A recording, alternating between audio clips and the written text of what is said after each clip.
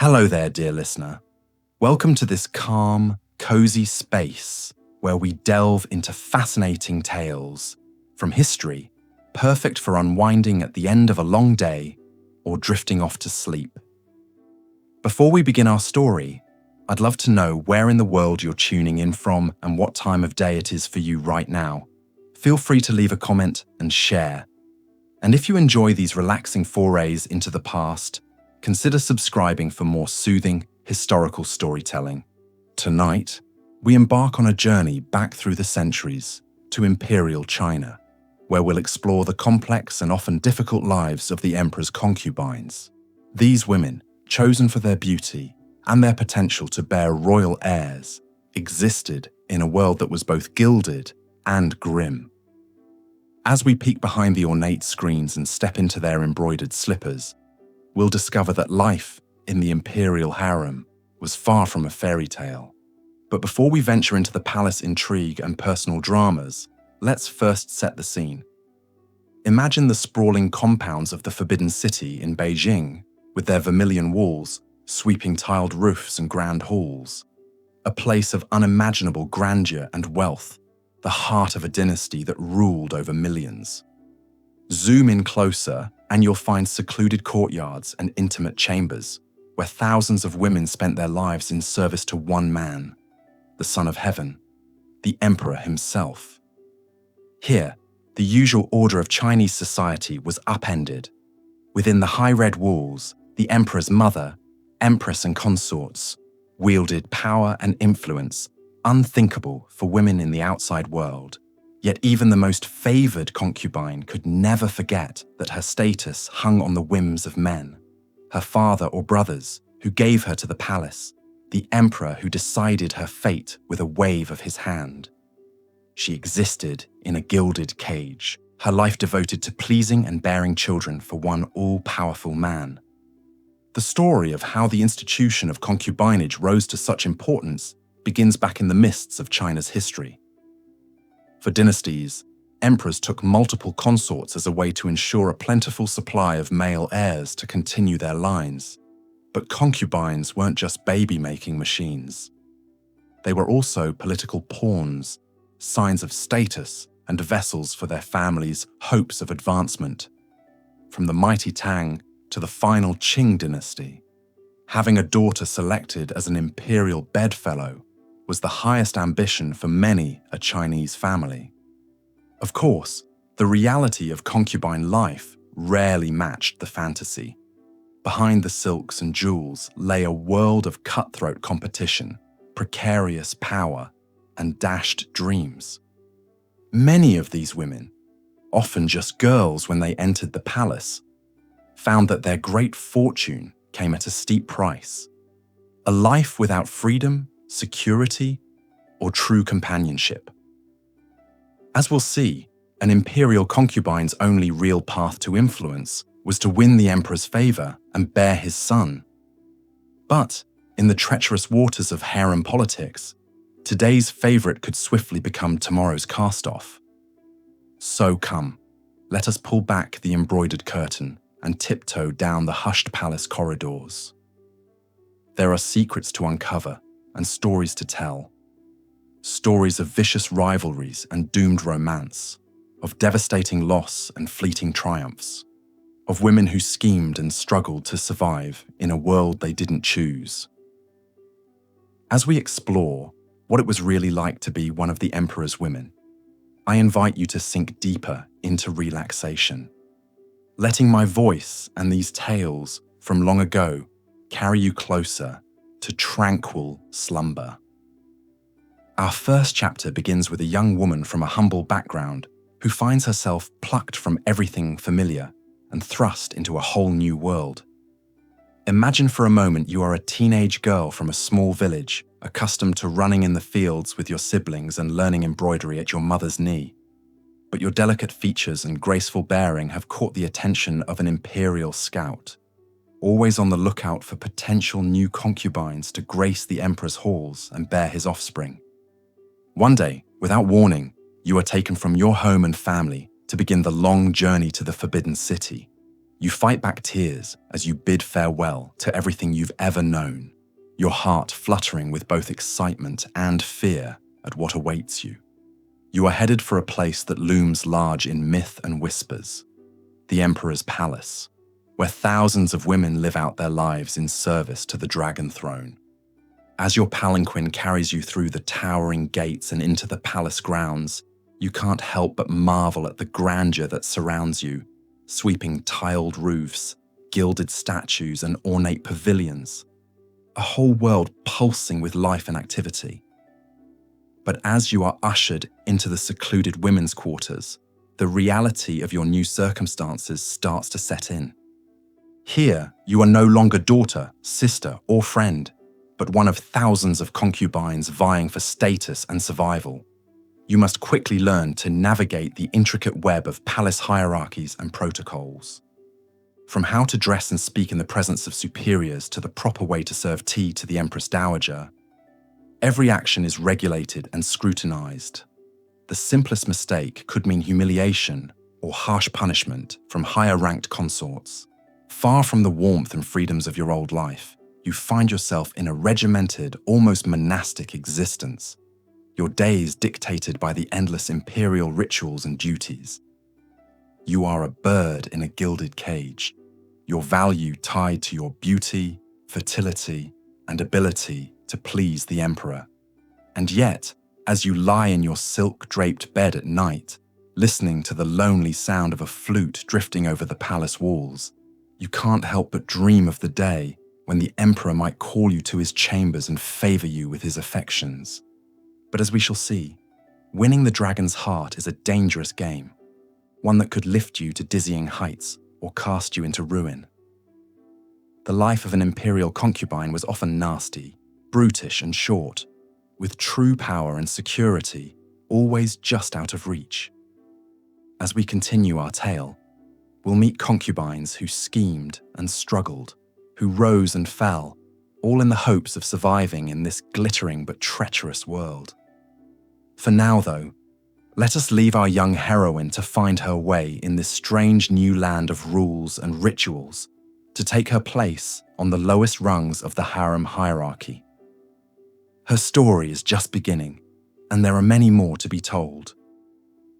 As we pause here, I invite you to let go of any remaining tensions, to sink a little deeper into relaxation as my soothing voice carries you closer to restful sleep.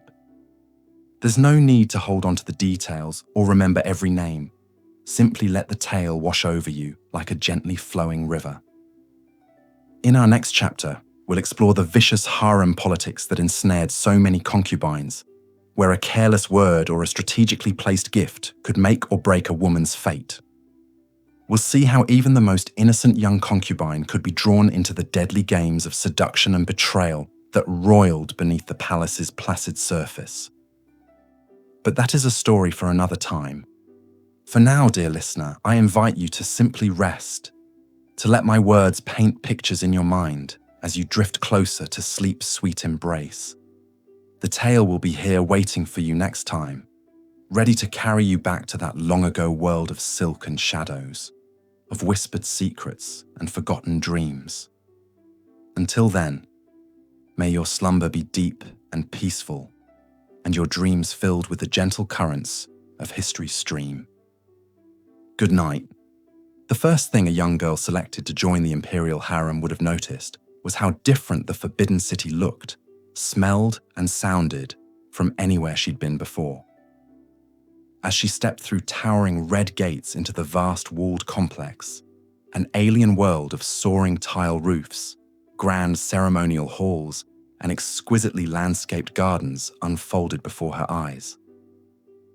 Incense hung thick and heady on the air, mingling with the scent of fragrant woods and the perfumes of thousands of scrupulously groomed women.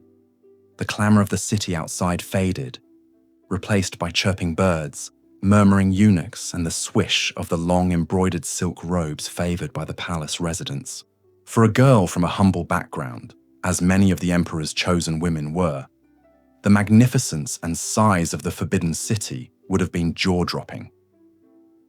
It's estimated that during the Ming dynasty, The palace complex housed as many as 10,000 eunuchs and maids, in addition to the emperor's hundreds of wives and consorts, all dedicated to serving the Son of Heaven and his sprawling imperial household. Just the harem quarters alone, known as the Six Palaces, contained hundreds of buildings and some 9,000 rooms.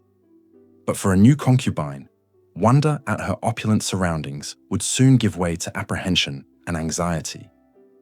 Here she would live out the rest of her days, sequestered from the outside world, her sole purpose to serve the emperor and bear his children. From the day she set foot in the Forbidden City, her old life and identity would be left behind, subsumed into the highly regimented, minutely hierarchical society of the imperial harem. The first order of business for a teenage concubine to be was learning the countless rules and protocols that governed every aspect of palace life.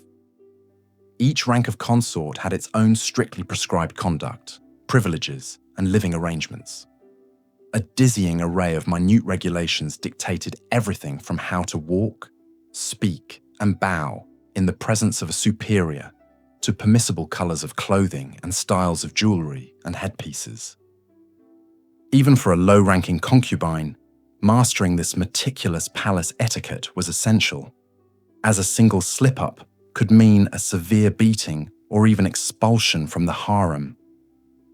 Eunuchs and older palace women would drill the girl daily in the proper forms of address, comportment, and ritual until she could navigate the myriad codes of harem society. Along with learning her new role, a novice concubine would have to adjust to being utterly cut off from her family and former way of life. Contact with men outside the palace was forbidden, and an elaborate system of isolating the emperor's women evolved over the dynasties. By the Qing era, the harem was practically its own walled city within the Forbidden City. Concubines lived in seclusion in the Six Palaces, their comings and goings monitored by armies of watchful eunuchs. Venturing out of the harem quarters into other areas of the Forbidden City required layers of advance approval and planning. Wherever the emperor's women went, eunuchs came ahead to clear the streets of all men, hanging curtains over doorways and windows. The only glimpse of the world outside the towering red walls came once a year, when chosen concubines accompanied the emperor to make sacrifices at the Temple of Heaven. Even then, they travelled in curtained palanquins, hidden from view. So a concubine had to reconcile herself to living in a gilded cage for the rest of her life, her chances of ever leaving remote. Few emperors allowed their consorts to retire from the palace, even in old age. An emperor's women were considered his possessions, not free to leave his service. In the words of one Qing emperor, they belonged to the palace and should die in the palace. For a vivid illustration of how difficult this severing of family ties could be for a young woman, consider the story of Imperial concubine Li, who entered the Forbidden City at the age of 13 in the early 1800s. Chosen for her beauty, Li was the daughter of a Han Chinese general, but her family's military status didn't exempt her from the loneliness and fear experienced by new palace women from all backgrounds. In the 1827 memoir Yehonala's Captivity, Li recalled her traumatic early days as a junior concubine. She referred to the Forbidden City as a large prison and wrote of her despair at losing all contact with her parents and siblings. Li's brother, a powerful general, petitioned the emperor to allow his sister a brief visit home to see her dying father, but the request was denied. "I felt as if I was living a nightmare." Li wrote of realizing she might never see her family again. As much as a concubine might miss the comforts and freedoms of her former life, she had no choice but to dedicate herself to her new role. First and foremost, serving the emperor. While emperors had their pick of hundreds of beautiful women, most of his chosen concubines would never so much as speak to him or be summoned to his bed. But from her first day in the palace, a concubine had to be ready to wait on and submit to the emperor at any time. Eunuchs and maidservants would help the women dress to be pleasing to the emperor in case he called them to attend on him. They wore elaborate makeup and were doused in his favourite scents. At night, the concubines slept in bedding printed with names so the emperor could easily choose one of them to spend the night with him. For the small minority of concubines who drew the emperor's favour, pleasing him became a consuming pursuit, the key to survival and advancement in the cutthroat world of harem politics. An emperor's sexual and emotional preferences could become an obsessive focus. His preferred wine, music, poetry, even pillow arrangement were carefully studied. With success so dependent on fickle male desire, a coveted position was never secure. While low-ranking concubines scraped by on meagre allowances and wore rough cotton and linen, the most favoured consorts dripped in pearls and jade and enjoyed lives of great material privilege. If a concubine was lucky enough to bear the emperor a son, she could be elevated to the status of consort or even empress and wield significant influence at court. So the stakes were high in the contest for imperial favour and the benefits it brought. But it was a treacherous game to play, as a consort who fell from grace could face demotion, exile, or worse. The potential rewards tempted some ambitious concubines to resort to vicious schemes against their rivals, from character assassinations to actual murder by poison. Few concubines in history deployed seduction and manipulation with as much ruthless skill as consort Qi, who entered the Ming Emperor Jiajing's harem as a junior concubine sometime in the 1530s. A woman of humble birth but exceptional beauty and cunning, Qi quickly became Jiajing's favourite. Not content with her exalted status, she set out to destroy the woman who outranked her, Empress Chen, Jiajing's first wife. The plotting concubine bribed a eunuch to accuse Empress Chen of using witchcraft to curse the emperor, a treasonous offence.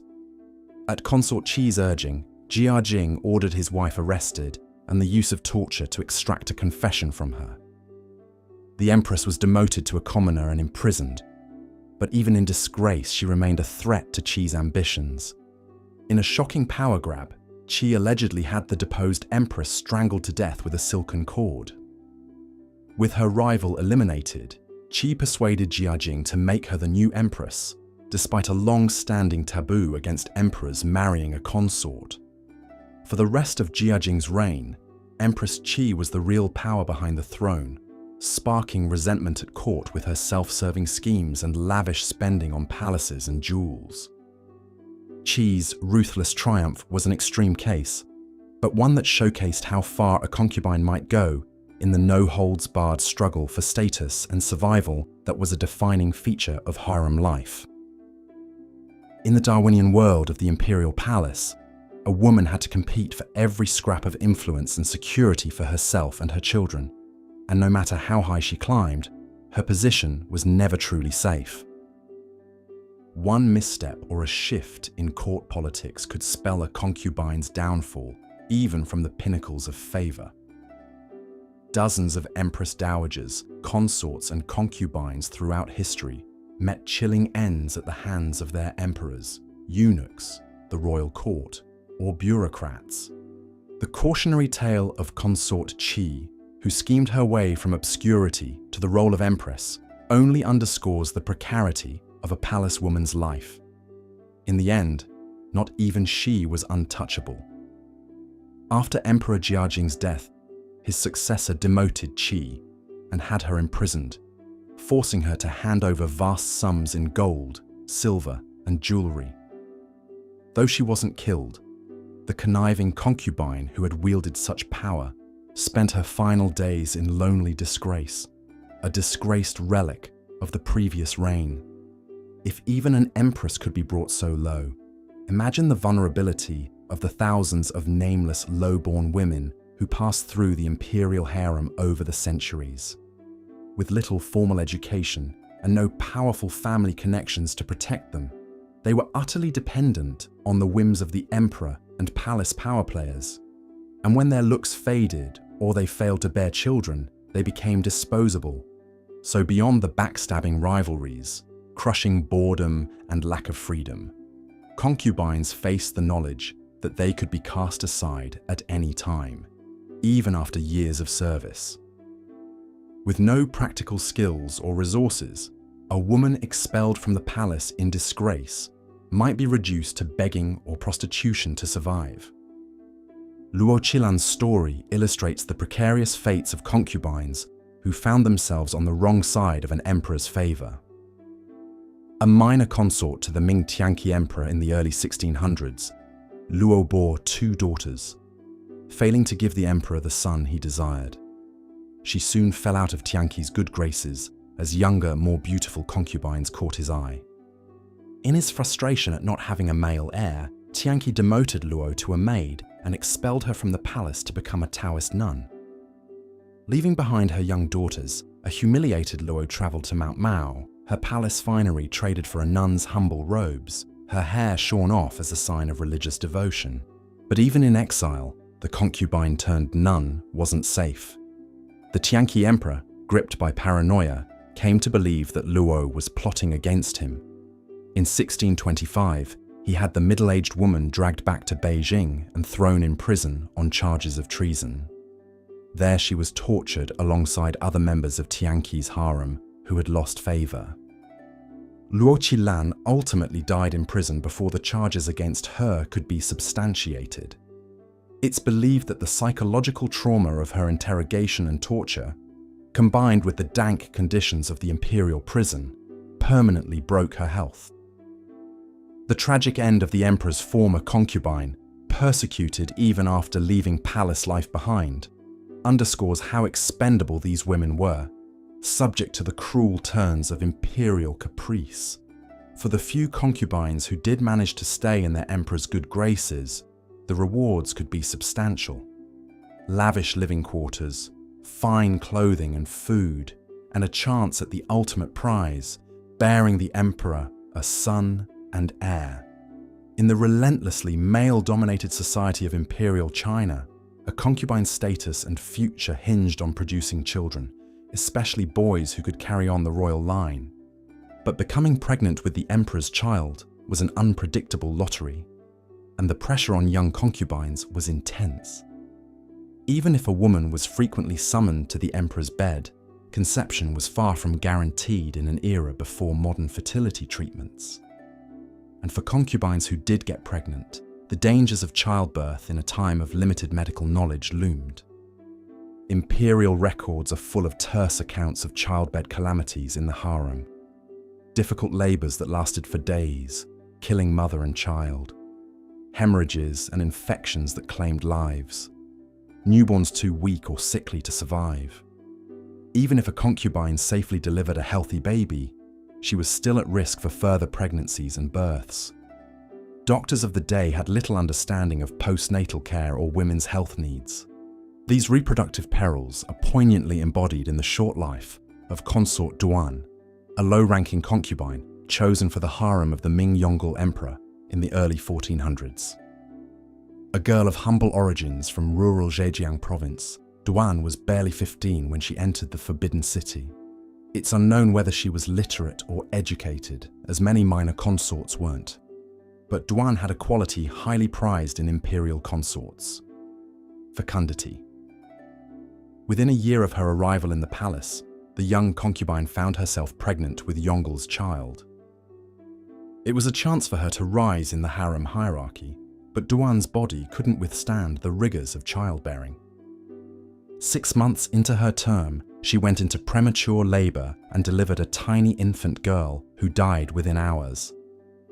The traumatic birth experience left Duan with severe complications, including an infection that would have been easily treatable today, but was potentially deadly in the 15th century. As she lay feverish and bleeding in the weeks after the birth, the emperor's doctors were at a loss for how to help her. Herbal poultices, acupuncture and prayers to Buddha failed to stop Duan's decline. Just shy of her 17th birthday, the unfortunate concubine succumbed to sepsis, another casualty of the harem's demand for heirs. Duan's story was sadly typical of the era, a time when imperial concubines had an average life expectancy of just 25 years. A woman who survived multiple pregnancies and births was considered fortunate. Sons, of course, were the goal, but in a time before ultrasounds, the sex of a baby remained a mystery until delivery. Concubines could do little more than hope and pray for boys. For rare consorts like Xiao Zhuang, a 17th century concubine of the Qing Tianqi emperor, the dangerous lottery of imperial childbearing paid off spectacularly. The daughter of a general, Xiao Zhuang came to Tianqi's attention for her beauty and lively personality. But it was her proven fertility that earned her a coveted place in his bed. Within a year of entering the harem, Xiao Zhuang bore Tianqi a daughter who died in infancy. Undeterred, she quickly conceived again and in 1592 delivered a healthy son. In jubilant celebration of finally getting a male heir, Tianqi promoted Xiao Zhuang to the status of consort, granting her a generous living allowance and household staff. When Tianqi died unexpectedly just a year later, Xiao Zhuang's 2-year-old son was named the new Chongzhen Emperor. And as mother of the boy king, Xiao Zhuang found herself in the powerful role of empress, dowager, and regent. At the age of 21, she was the most important woman in China, all because she had produced a single male child who happened to be born at the right time. Of course, for every fairy tale rise like Xiao Zhuang's, there were thousands of nameless concubines whose failure to birth sons consigned them to the lowest, most vulnerable rungs of the harem hierarchy. With little hope of ever gaining the emperor's favor or protection, they were often subjected to cruel abuses and humiliations at the hands of higher-ranking consorts and palace staff. So even motherhood, the one avenue for a concubine to improve her lot, came with its own set of risks and heartbreaks. To gain status and security, a woman first had to survive the dangers of repeated childbirth and produce the right kind of child, a healthy son. For every concubine like Xiao Zhuang, who achieved power through her male offspring, untold numbers of others perished in the attempt or spent their lives languishing in obscurity. Looking at these women's stories from a modern vantage point, it can be hard to fathom the intense pressures and restrictions they lived under, valued only for their youth, beauty, and ability to reproduce. But even as we recoil at the idea of a woman's destiny being so dependent on serving and pleasing men, there are glimmers of defiance, ingenuity, and self-determination in some palace women's lives. As stifling and perilous as the life of a concubine could be, a few rare individuals found ways to carve out spheres of influence. Some, like the scheming consort Qi, deployed cunning and guile to turn the system to their advantage, even bringing down an empress. Others used what little leisure time they had to pursue art, music, and literature, leaving behind a legacy of cultural contributions. Even in the rigid, patriarchal world of the Forbidden City, spaces existed where strong-willed palace women could exercise a degree of agency and self-expression within the constraints of their circumstances. Understanding their struggles and triumphs adds nuance and humanity to our conception of the imperial harem. So as we delve into the darker aspects of life as a palace concubine, it's important to remember that these women weren't just passive victims, but individuals navigating an oppressive system with resilience, resourcefulness, and occasional flashes of rebellion.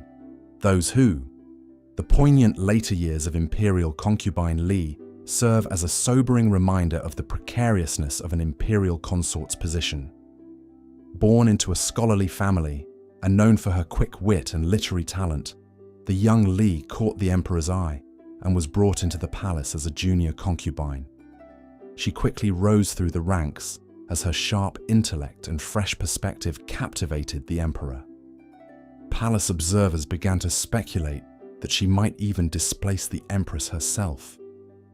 But the wheel of fortune is ever turning in the imperial harem, and favor is fickle. Over time, the emperor's interest began to wane. Concubine Li's bookish, unconventional nature, once so alluring, started to chafe. She rejected the stifling rules and rituals of palace life, preferring to spend her time reading and writing poetry. Worse still, she had failed in what was widely seen as a concubine's most important duty: bearing sons. After 3 daughters and multiple miscarriages, it was whispered that she was cursed, unable to give the emperor the male heir he so desperately desired. As a new generation of beautiful young concubines arrived at court, full of fresh charms and pliant obedience, Li fell further out of favor. The emperor stopped visiting her quarters altogether. The servants began to ignore her requests and snub her in the halls. Ambitious rivals spread rumors of Li's odd behavior and aloof, arrogant attitude. One winter morning, she was abruptly ordered to leave the palace, without even a chance to bid farewell to her daughters. Officially, she had been granted the great honor of retiring from palace service to preserve her health. But the humiliating truth was known to all. Li had been cast aside, no longer wanted. Alone in her family's country estate, Li spent her days immersed in her books and her writing, her one true solace. But even then, the stigma of a discarded concubine clung to her. Whispers followed her in the village. Her own family was distant, as if her failure at court had tainted them too. Li's final years were spent in solitude, with only her poems for company, until she faded into obscurity. To history, she became just one more name in the long list of imperial concubines, her story lost among countless others. We can only imagine the pain and loneliness of her final years, banished far from the world she had known for so long. Her fate reflects the cold, harsh reality for so many women of the imperial harem. One moment, a cherished companion of the most powerful man in China. The next, a disgraced exile, abandoned and alone. As we ponder the story of concubine Li and so many of her fellow consorts, it's hard not to reflect on the existential uncertainties that plagued their lives. From the moment a concubine entered the palace, her fate was no longer her own. She became a pawn in a game of politics, power, and dynastic ambitions that stretched far beyond the harem walls. In times of instability and turmoil, a concubine's life could be upended at a moment's notice, subject to the whims of warring factions or the vengeance of a new regime. The bloody transition between dynasties or an emperor's death could spell doom for those left behind, as the new power holders sought to erase all traces of the old order.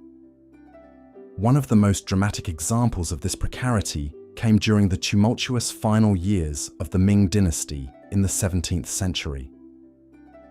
As rebel forces stormed the capital and the last Ming emperor hanged himself from a tree, the once mighty imperial harem dissolved into chaos. The rebel leader, Li Zicheng, upon capturing the Forbidden City, was said to have rounded up all the emperor's concubines for his troops' pleasure, before ordering them slaughtered. The luckier ones were able to take their own lives first. Others were not so fortunate. The teenage consort, Tian, a cherished companion of the emperor known for her ethereal beauty, was dragged from the palace by the jubilant rebels, defiled and put to the sword. As one dynasty fell and another rose to take its place, countless palace women found themselves caught in the crossfire, their lives snuffed out in an instant. In the grand machinations of empire building and war, a concubine was ultimately insignificant, easily discarded and forgotten by history. The concubines who did survive regime changes or an emperor's death often faced lonely, purposeless futures. Unless they had sons in line for the throne, an emperor's passing usually meant exile from the palace and a drastic loss of status. Some would retire to Buddhist monasteries or return to their families in significantly reduced circumstances. Others lived out their days in isolated palace apartments, clinging to the fading memories of a glorious past. Consort Qi, a low-ranking concubine of the Qianlong emperor, renowned for her gentle nature and domestic skills, spent nearly 6 decades in the palace, most of them alone, after the emperor's death. She busied herself with needlework and cat rearing, finding quiet purpose in a life of solitude until dying at the remarkable age of 96. For all the romantic tales of great imperial love stories and concubines who rose to wield extraordinary influence, the reality is that the vast majority of these women led cloistered, unfulfilled lives, with little autonomy or control over their destinies. They were ornaments, vessels for childbearing, instruments of pleasure, but rarely were they truly seen or treasured for themselves. In the end, when we look past the silk and jewels and decadent trappings of the imperial harem, we find real women with hopes and dreams and fears, most of whom suffered more than they celebrated. The palace walls confined them as much as sheltering them, cutting them off from the simple joys of freedom, family, and true human connection. One can only imagine the profound loneliness and quiet despair that so often lurked beneath the elaborate makeup and dazzling finery. As we conclude our journey through the inner world of the imperial concubines, let us remember the individual human stories behind the grand tales of history. These women were daughters, sisters, mothers, each with her own unique voice and experiences, even if most have been lost to time. In recognizing the immense challenges and inequities they faced, we honor their resilience, their sacrifices, and their fleeting moments of triumph in a system stacked against them. The life of a concubine in imperial China was, for most, a gilded cage, a place of illusory luxury and prestige that could turn into a suffocating prison at a moment's notice. They existed suspended between worlds, never fully belonging to the imperial household, but cut off from normal society and any chance at an ordinary life. In many ways, the harem was a microcosm of the rigid hierarchies and power imbalances that shaped much of traditional Chinese society. It was a realm where a woman's worth was determined by her youth, her beauty, and above all, her ability to bear sons, a place that pitted woman against woman in a relentless competition for survival and status.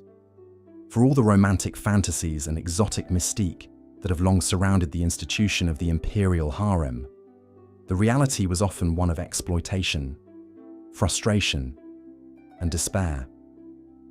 The stories of these concubines, told in whispers and snippets and tantalizing fragments, remind us of the immense complexity of the human experience across time, of the ways in which even the most exalted and envied of existences could be shot through with profound tragedy and loss. In the end, perhaps the most enduring lesson we can take from the lives of the imperial concubines is a renewed appreciation for the extraordinary freedoms and opportunities so many of us enjoy today. The idea of a world in which half the population could be effectively imprisoned and reduced to commodities in service of the other is shocking to the modern sensibility. Yet this was the accepted reality for countless generations of Chinese women. As we close this chapter on the inner realm of the emperor's consorts, let us carry forward a spirit of empathy and a determination to continue fighting for a world in which every individual, regardless of gender or circumstance, has the chance to live a life of purpose, dignity, and self-determination.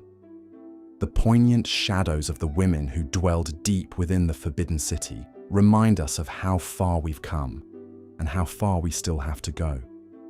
Though their voices have faded, their stories endure as a testament to the indomitable human spirit in the face of even the most suffocating constraints.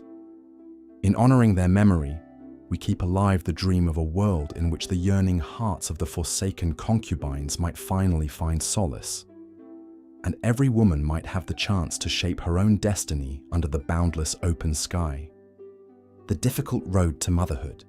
For the women of the imperial harem, the pressure to produce an heir, especially a son, was immense. A concubine's entire future and status depended on her fertility and success in bearing the emperor's child. But becoming pregnant with a royal baby was far from guaranteed. With thousands of beautiful women vying for the emperor's attention, most concubines only rarely had the opportunity to spend the night with their sovereign master. Some were summoned to the emperor's bed only once in their lives. Even for the fortunate few who did catch the emperor's eye, the occasions for intimate encounters were limited, dictated by elaborate palace rituals and rotation systems designed to give many women a chance to serve the Son of Heaven. But even if a concubine did manage to conceive, her trials were only beginning. Pregnancy and childbirth were incredibly perilous in an era of primitive obstetrics and limited medical knowledge. Without modern healthcare, a shocking number of mothers and babies didn't survive the ordeal of delivery. Palace records are filled with tragic accounts of imperial women who suffered miscarriages or died in childbirth. Even if a concubine safely delivered a child, she held her breath until the sex was announced.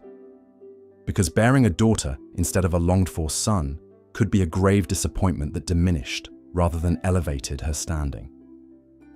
The story of Consort Li, a young concubine during the reign of the Jiajing Emperor in the Ming dynasty, poignantly illustrates the crushing pressures and cruel lottery of imperial motherhood. A graceful dancer from a declining noble family, the teenage Li caught the emperor's eye and was brought into the palace as a mid-ranking consort.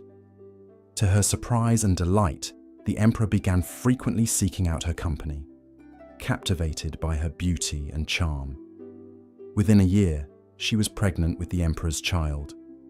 Overjoyed, she became the envy of the harem, lauded by palace officials and lavished with gifts and ceremonies. However, Consort Li's fairy tale rise was shattered when, 7 months into her pregnancy, she went into early labor. After an agonizing delivery, she gave birth to a stillborn son. Devastated, she fell out of favor with the emperor, who shunned her as a bringer of ill fortune. A few months later, ignoring medical advice to let her body heal, the desperate consort rushed to get pregnant again, terrified of being cast aside. Her rashness backfired tragically when she miscarried an unviable pregnancy, leaving her bedridden for months with a terrible infection. Abandoned by the emperor and shunned by the other concubines, Consort Li became a social pariah in the palace, treated as an outcast and failure. It wasn't until 3 long years later, after a regime of herbal fertility treatments from the palace physicians, that Consort Li was finally able to conceive again and carry a baby to term. But by a cruel twist of fate this time, she delivered a healthy baby girl. While the emperor acknowledged the child as his daughter, he was clearly disappointed and began transferring his attentions to other, more promising concubines. Li would have only one more pregnancy, another daughter, that finally made the emperor give up on her as the bearer of his heir. Sadly, Consort Li never gave the Jiajing emperor the son he sought, and her star at court gradually waned. But against all odds, she did manage to survive over 30 years in the cutthroat environment of the imperial harem and escape the usual fates of disfavored concubines: expulsion, exile, or even death. She eventually earned the role of managing the imperial silk workshops, finding some measure of purpose and protection for her daughters, even if she never achieved the glory and status she once dreamed of. The quiet dignity and resilience with which Consort Li endured her many disappointments and losses was perhaps the greatest legacy this remarkable woman passed down to her daughters and to history: the precarious position of imperial favor. Even for the select few concubines who successfully bore the emperor's children and basked in the glow of his affections, their lofty position was always a fragile, slippery perch. In a system where imperial favor was the sole currency of status, even the slightest frown from the Son of Heaven could spell a concubine's downfall. The same intimate access to the emperor that was a concubine's greatest source of power was also her greatest vulnerability. Emperors were mercurial, easily distracted by the next new beauty, and could be turned against a once beloved mistress by the slightest rumor of scandal or a well-planted slander by a rival. The story of imperial noble consort Chunhui, a concubine of the Qianlong emperor of the Qing dynasty, is a sobering example of the fleeting, fickle nature of imperial favor. Born into a noble Manchu family, the young Chun Hui was selected as a potential bride for the emperor at the age of 13. Fortunately for her, the emperor was immediately taken with her refined beauty and intelligence. After entering the palace, her quick wit, musical talent and gift for composing amused and impressed the emperor, who spent hours conversing with her. She rose swiftly through the ranks until she was named Imperial Noble Consort, the second highest position in the harem, subordinate only to the empress herself. Her family was elevated with her father and brothers receiving high court appointments. For over a decade, Consort Chun Hui was the undisputed favorite of the emperor, who called her his heart's companion. She bore him 3 daughters and lived a life of prestige, luxury, and influence that was the envy of the palace. The emperor frequently took her on imperial hunts and tours, valuing her counsel and entrusting her to draft edicts and correspondence on his behalf. Some court observers even whispered that the consort's power and favor now rivaled that of the empress. But Chun Hui's privileged position and the resentment it stirred would prove to be her undoing. As she approached her 30s, she found it increasingly difficult to maintain the youthful allure and docile temperament that the emperor preferred in his bedroom companions. Meanwhile, a new bevy of teenage concubines was entering the palace, eager to seduce the emperor and usurp Chun Hui's position. The aging consort's enemies saw their opening to strike.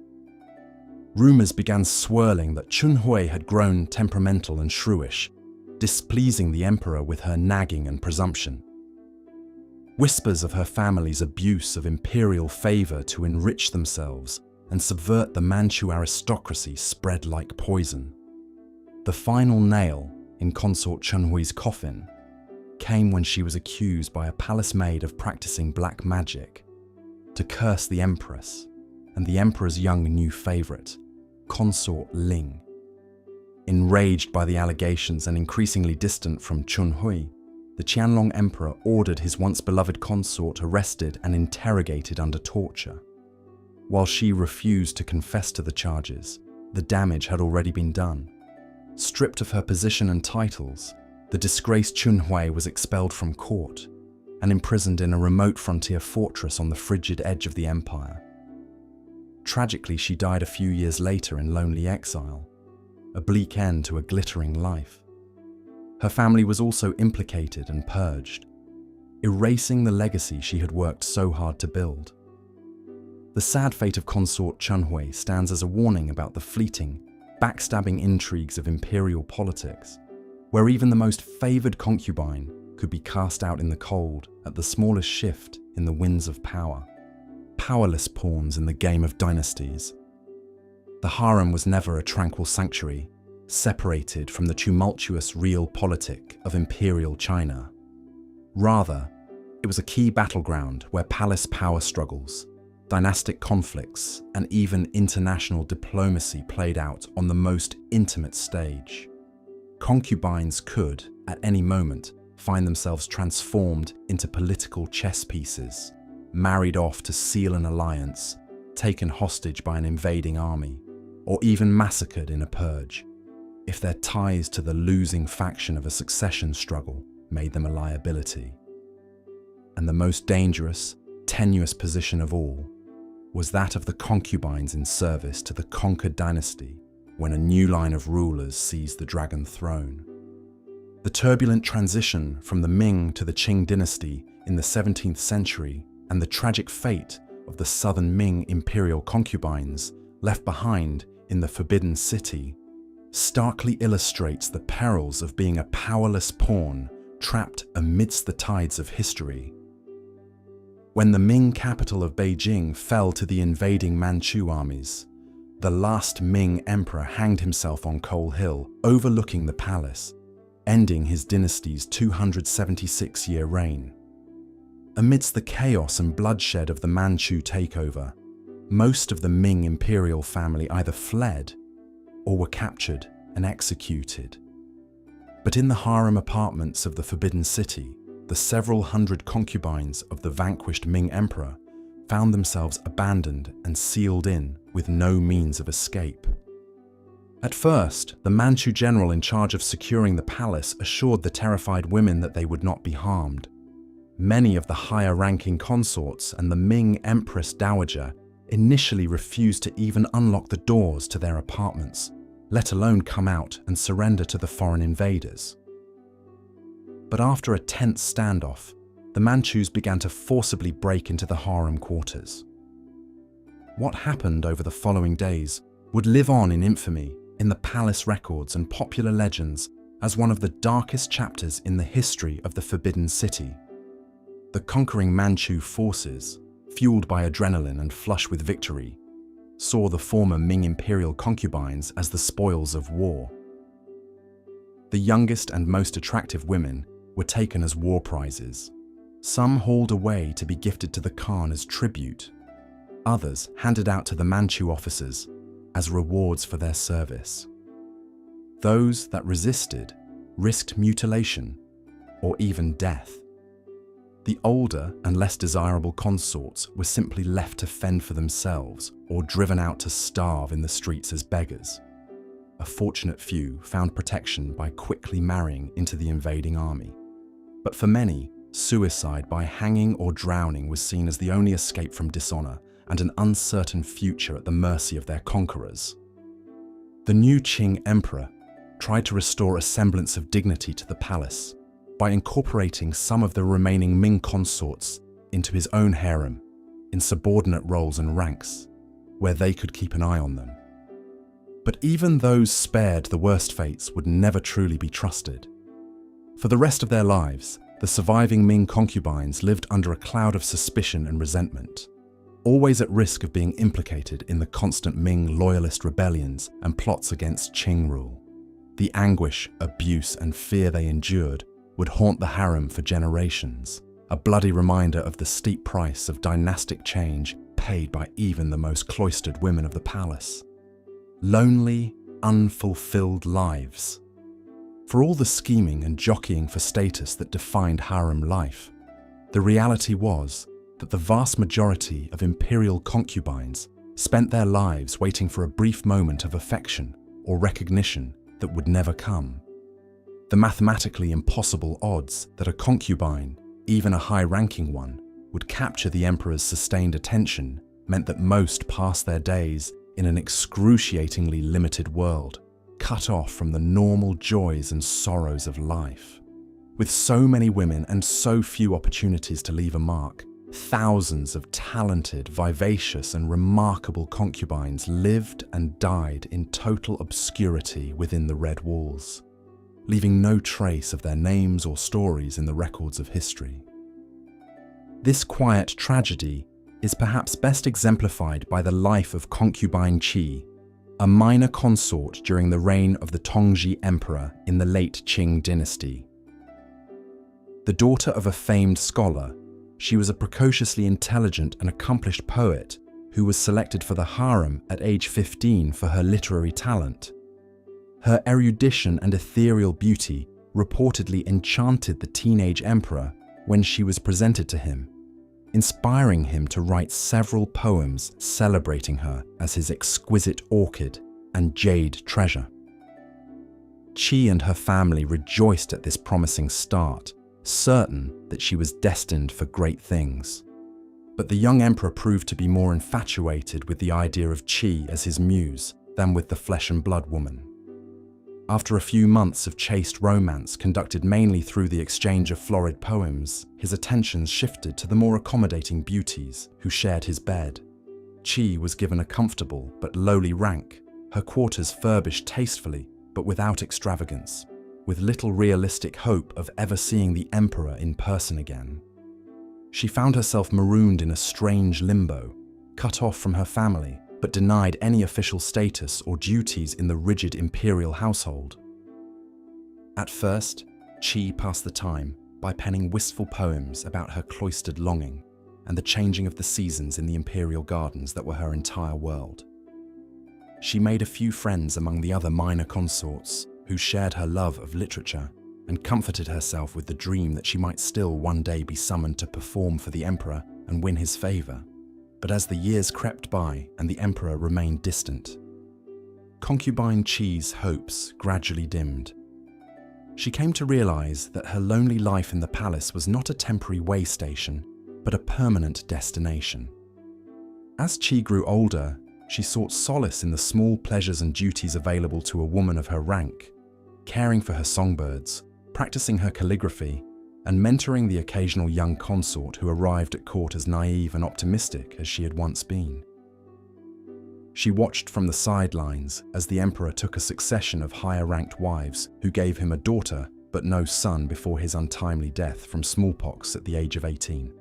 In the aftermath, Qi found herself stranded in the palace as forgotten backwater, an aging relic of a previous reign that few in the new court even remembered. In the end, concubine Qi would spend 48 years living in the Forbidden City, nearly her entire life, but would only ever see the emperor that one time at her presentation. She died peacefully in her bed at the age of 63, having outlived the Tongji emperor by almost half a century. In accordance with custom, she was buried in a small side pavilion of the Imperial tombs, her coffin and tablet bearing only her title and rank, with no mention of her name or accomplishments. The small collection of exquisite but melancholy poems she left behind were preserved by her family, but were later lost amidst the tumult of the 20th century. Today, all we know of the life of this sad, sensitive soul are a scant few lines in the palace service records, documenting a promising bud that withered on the vine in the airless atmosphere of the harem, a stand-in for the untold multitudes whose laments were buried with them. Conclusion: the lives of imperial concubines, whether the influential few or the eclipsed many, were always prescribed by forces far beyond their control. Constricted by a rigid hierarchy, straitjacketed by implacable rules and conventions, and ultimately condemned to live and die at the pleasure of one all-powerful man, even the most successful concubines faced a precarious and prescribed existence, faced with the unenviable choice between ruthless self-advancement or resigned self-abnegation. Each concubine had to find her own way to navigate the strange half-world of the harem. For the handful of concubines who ascended to the apex of that gilded cage and made their mark on history, even the dizziest heights of privilege and transient power were laced with peril and hard won through traumatic trials. For the countless others who lived and died anonymously between the vermilion walls, their identities subsumed into a dehumanizing system, it is impossible to fathom the depths of loneliness, frustration, and quiet desperation that defined their days. The forces that compelled a young girl, scarcely more than a child, to submit to being locked away in a stifling palace for the rest of her life, to serve as a living symbol of male imperial power at the cost of all autonomy, all privacy, and all other human bonds, remain in many ways incomprehensible to the modern mind. Even the luckiest concubines who earned the admiration of the emperor and the opportunity to shape palace politics paid for their exalted status with a public perch that left them exposed to the cruel crosswinds of court conspiracies and dynastic intrigues. And for the vast majority who lived out their lives in gilded insignificance, history can only imagine the poignant dreams left unfulfilled behind their latticed windows. But however restricted and tragic the individual lives of most imperial concubines were, in the aggregate they helped shape Chinese history over millennia. The women of the harem were the intimate partners, sounding boards and emotional compasses to the men that ruled over and steered the course of the Middle Kingdom. The mothers of heirs, the power behind the throne, the vessels of dynastic legitimacy, concubines wielded a clandestine, indirect authority passed down from generation to generation through whispers behind the silk screen. It is telling that some of the most famous women in Chinese history, from Empress Lu Ji to Dowager Cixi, rose to the pinnacle of power from the ranks of the harem. So when we look back at the lives of imperial concubines through the mists of time, we must see them not just as victims or seductresses, but as survivors and storytellers. Through their struggles, triumphs, and tragedies, they have left us a uniquely feminine chronicle of life in the palace, an alternate history that runs like a hidden thread through the grand tapestry of Imperial. The most famous concubine in Chinese history, who rose from obscure origins to become the emperor's favorite and alter the course of a dynasty, was Yang Guifei of the Tang dynasty. Born into a humble family, her beauty caught the eye of Empress Xuanzong's favorite consort, and Yang Yuhuan, as she was then called, was recruited into the palace as a low-ranking concubine. There, her stunning looks, musical talent, and quick wit soon won her the attention and affection of the emperor himself. Yang Guifei's rise was meteoric. Xuanzong was so besotted with her that he neglected matters of state to spend all his time with her, showering her with extravagant gifts and titles. He even had the imperial chefs invent new dishes to tempt her appetite. The emperor built her lavish palaces and gardens, the most famous being the Huaqing Palace, with its steaming thermal pools where the lovers would bathe. So great was his adoration that Yang Guifei was allowed to ride in the imperial chariot with Xuanzong and dine at the imperial table, unheard of privileges for a concubine. But this great love story was also a cautionary tale about the dangers of an emperor losing himself in passion and neglecting his duties. As he entrusted ever more power to corrupt officials and Yang Guifei's wastrel kinsmen, the empire began to teeter. When a disastrous rebellion broke out, Xuanzong was forced to flee the capital along with his beloved consort. In a tragic turn, his guards blamed Yang Guifei for the chaos and demanded her death. Heartbroken, the emperor was forced to consent, and Yang Guifei was strangled to death in front of him. It's said that after she perished, the emperor held her lifeless body in his arms and wept inconsolably. The romantic but doomed love between Xuanzong and Yang Guifei has been immortalized in Chinese poetry, plays, and artwork in the centuries since. The great poet Bai Juyi wrote a famous long poem, Song of Everlasting Sorrow, recounting their sweeping tale. To this day, Yang Guifei is still revered as one of the four beauties of ancient China. But her story also crystallized for many the perils of an emperor losing his way in the pleasures of the harem. Indeed, the institution of concubinage was often criticized by scholars and officials as an unnecessary distraction at best, and at worst, a destructive influence that could drag down an entire dynasty, as the Tang nearly experienced. Throughout Chinese history, the harem was a constant source of intrigue, excess, and instability that had to be tightly controlled. This was a key reason behind the practice of selecting brides. The periodic recruitment drives to find new young women to replenish the imperial harem. Emperors and their advisors were always on the lookout for girls from good families, with beauty, intelligence, and virtue, who could be molded into proper palace ladies and bear suitable heirs. The choosings were conducted with great fanfare as the emperor's representatives scoured the land for candidates. For a commoner family, having a daughter chosen was the highest possible honor, a sign of heaven's favor. They could expect rich rewards and a rise in social standing. But for the young girls plucked from their families, often barely into their teens, entry into the imperial harem meant a total rupture with their old lives. They had to leave everything familiar behind and enter into an alien, labyrinthine world of strict rules and rituals not found in any other corner of society. The new recruits spent their days confined within the high red walls of the palace, cut off from family and the outside realm, with an all-female cast of fellow concubines, maids, and eunuch servants. Overseeing them all was the Empress Dowager, mother to the reigning emperor. She ruled the inner palace with an iron fist, governing every minute detail of the concubines' lives. Their mornings began with a ritualized audience before the empress to pay their respects. Their schedules, meals, wardrobes, and duties were micromanaged down to the tiniest of gestures.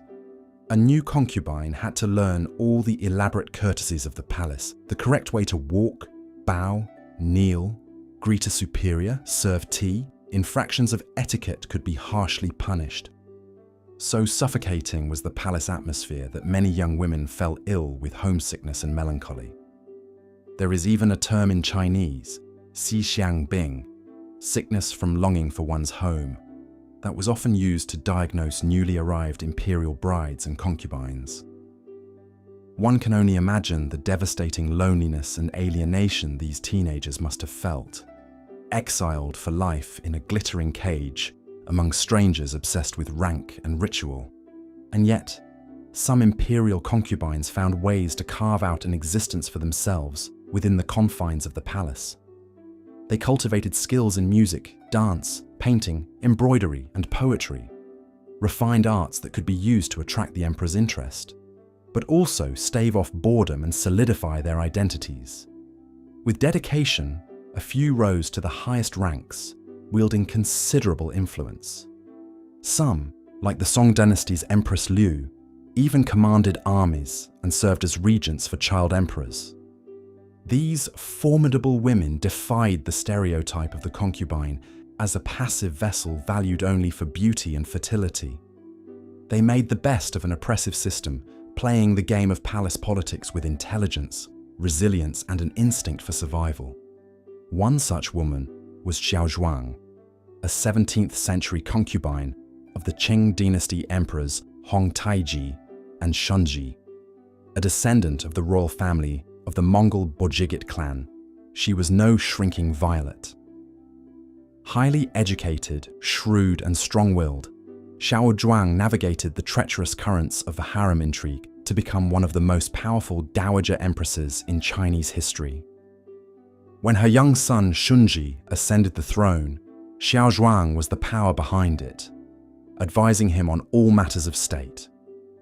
She eliminated her enemies at court, reformed the tax system, and managed foreign relations with the Mongols and Tibetans.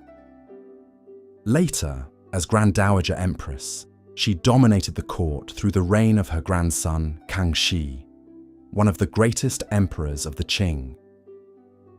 He memorialized Xiao Zhuang as the most respected and admired woman of our dynasty. But Xiao Zhuang was an exception that proved the rule. The vast majority of Qing palace women had far less agency over their destinies. By some estimates, at the dynasty's height, there may have been as many as 20,000 concubines in the Forbidden City. Most would live and die unnoticed by the emperor, let alone the official histories. A vanishingly small percentage would ever experience real affection from the Son of Heaven, bear his child, or hold any sway. What did their lives consist of? Tedium, mostly. Waiting endlessly for a summons from the emperor that might never come. Trying to fill the empty hours within the confines of the women's quarters with needlework, letter writing, music, gossip. Scheming to win the emperor's favor or undermine a rival. Praying to bear a son who could change their fortunes. Over time, this toxic combination of monotony, confinement, and vicious internal competition warped even the most virtuous of women. In such a pressure cooker environment, cruelty and pettiness festered. The novelist Pu Songling, in his classic Strange Tales from a Chinese Studio, tells of a new concubine who found a white hare and gleefully showed it to the emperor to tattle on an older consort. Enraged, the emperor ordered the older woman to stay kneeling outdoors in the snow as punishment. Stories abound of concubines using black magic, poisons, or assassins to eliminate their rivals. Some acted out of ruthless ambition, others out of sheer desperation. Even empresses, who in theory had their positions secured, lived in constant fear of being displaced in the emperor's affections by a fresh young beauty. Imagine the pressure of believing your survival depended on keeping an all-powerful man happy, with hundreds of other women waiting to take your place.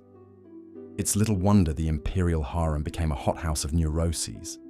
One of the saddest fates was that of the concubines who found themselves trapped in the purgatory of the so-called Cold Palace. When an emperor died, his childless concubines were often forced to move to a separate section of the Forbidden City to essentially live out the rest of their days in cloistered widowhood, denied any opportunity to remarry or bear children. There they would languish in neglected corners of the palace, forgotten to history, with only the hollow comforts of religion and needlework to sustain them. Occasionally, the curtain is pulled back on their obscure lives. In 2006, an archaeologist discovered a trove of 36 letters by a Ming Dynasty Cold Palace concubine named Dong. Written on silk and concealed for centuries in a palace storeroom, the letters overflow with tender reminiscences of life before entering the palace and bitter laments over the deprivations of her current existence. In one heartbreaking passage, Dong writes to her family, "Worthy younger brother, please send me a jar of pickles, as life in the palace is so miserable.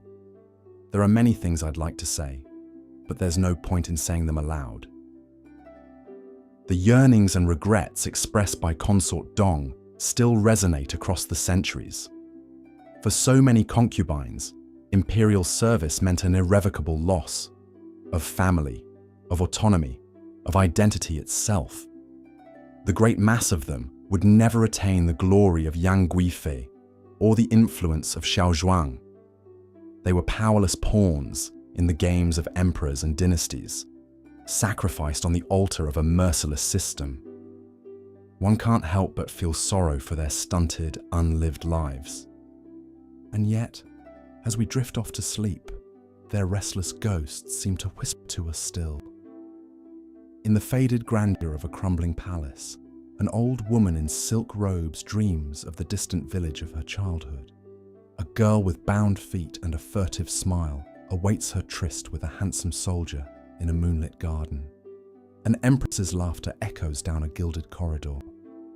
Their stories, even the tragic ones, especially the tragic ones, keep their memory alive in all their flawed and striving humanity. Because for those to whom history denied a voice, a legacy, perhaps the only immortality, lies in the telling. The lonely last years of imperial noble consort Zhen are a poignant example of the precariousness of a concubine's position. Even one who had basked in the glow of an emperor's love was never immune from losing everything in an instant. Born into the Tatara clan, a family of Manchu nobility, the future consort caught the eye of the young Empress Xianfeng with her beauty and lively wit. Distinguishing herself from the other women of the harem, she rose swiftly through the ranks to become noble consort, receiving the name Yi Zhen, virtuous treasure. For years, she enjoyed a deep emotional bond with the emperor and great prestige in the palace. Paintings from the time show her with an enigmatic smile playing about her lips, her eyes glinting with the confidence of one who knows she is beloved and secure in her position. But in the turbulent final years of the Xianfeng era, that security proved all too illusory. With the emperor's health failing and court intrigue at a fever pitch, the now named consort Zhen found herself out of favor through no fault of her own. Factions maneuvered to isolate her from Xianfeng, manipulating his suspicions. Grieving and anxious, the emperor began to withdraw from his once cherished companion. Where once there had been easy intimacy between them, now there was only cold formality on his increasingly rare visits to her quarters. After Emperor Xianfeng's death, consort Zhen's position grew even more vulnerable in the vicious jockeying for power among the regents. Sidelined and powerless, she could only watch as her enemies seized control. In a final indignity, the regent Prince Gong dismissed her from the palace, ordering her to retire to a Buddhist nunnery. One can imagine the bleak despair of the consort's final years, banished alone to an ascetic life so far from the glittering world she had known. The silence of the nunnery must have echoed with the ghostly revenants of her past glories, the whispered intimacies with a doting emperor, the swish of priceless silks, the click of rosewood mahjong tiles on languorous afternoons in the palace pavilions. All those golden memories turn to ashes now. Gazing at the bare walls of her convent cell, did she wonder what might have been if the emperor had lived, or if she had borne him a son? Did she rage against the fickleness of fate that had raised her so high, only to dash her down again? Or did she find some final peace in the Buddha's teaching that all worldly things, even an emperor's favor, are fleeting and insubstantial? History does not record consort Zhen's inner thoughts in those twilight years. But her story is a testament to the hard truth that even reaching the pinnacle of a consort's ambitions was no guarantee of lasting status or security. In the imperial harem, a woman's position was only as solid as the whims of men, husbands, princes, regents, who saw her as a pawn in their power plays. The same tides of fortune and politics that could lift a concubine up could just as easily sweep her away again, leaving her with nothing but memories of vanished glory. As much as we may be dazzled by the romantic tales of great love affairs between emperors and their concubines, Yi Zhen's melancholy end reminds us that there were no fairy tale happily ever afters, even for the most favored. Whether she died embittered or resigned to her fate, this once lively and ambitious woman spent her final years in obscurity, far from the laughter and scheming of the harem, another discarded player in the brutal games of dynastic politics. The fates of women like imperial noble consort Yi Zhen offer a sobering counterpoint to the glamorized popular image of imperial concubines, so often reduced to stereotypes of the scheming seductress or the innocent ingenue. In truth, even the most successful among them faced a precarious, prescribed existence, their lives shadowed always by the knowledge that power and glory of any kind could be snatched away as abruptly as it had been granted. In the end, perhaps, it was not poison or heartbreak that posed the gravest danger to an imperial concubine, but the cruel awareness of her own vulnerability and expendability. To maintain any semblance of status and security required a constant, exhausting hypervigilance and maneuvering in the treacherous currents of harem intrigue. And even that was no true protection against the ever-looming possibility of abandonment, demotion, or exile when the political winds shifted. From the long perspective of history, the glittering splendor of their jewels and silks and palatial chambers fades away, and we are left with a darker, sadder truth, that for all their proximity to the pinnacle of worldly power, most of the women of the harem remained powerless to determine their own fates, playthings of the dynastic game. In their triumphs and in their tragedies, their stories speak to us across the centuries of the cruelty of systems that treated women as little more than ornaments and vessels. But by striving to understand the complexity and pathos of their experiences, we can restore to them some of the humanity that those systems denied. The echoes of their laughter and their tears, their ambitions and their losses, their fleeting joys and their wasting sorrows, still haunt the silent halls of vanished palaces, waiting for history to honor the women they really were, beneath the heavy robes and headdresses of prescribed roles. In listening to those ghostly whispers, we ensure that their lives were not lost in vain to the crushing weight of the imperial machine.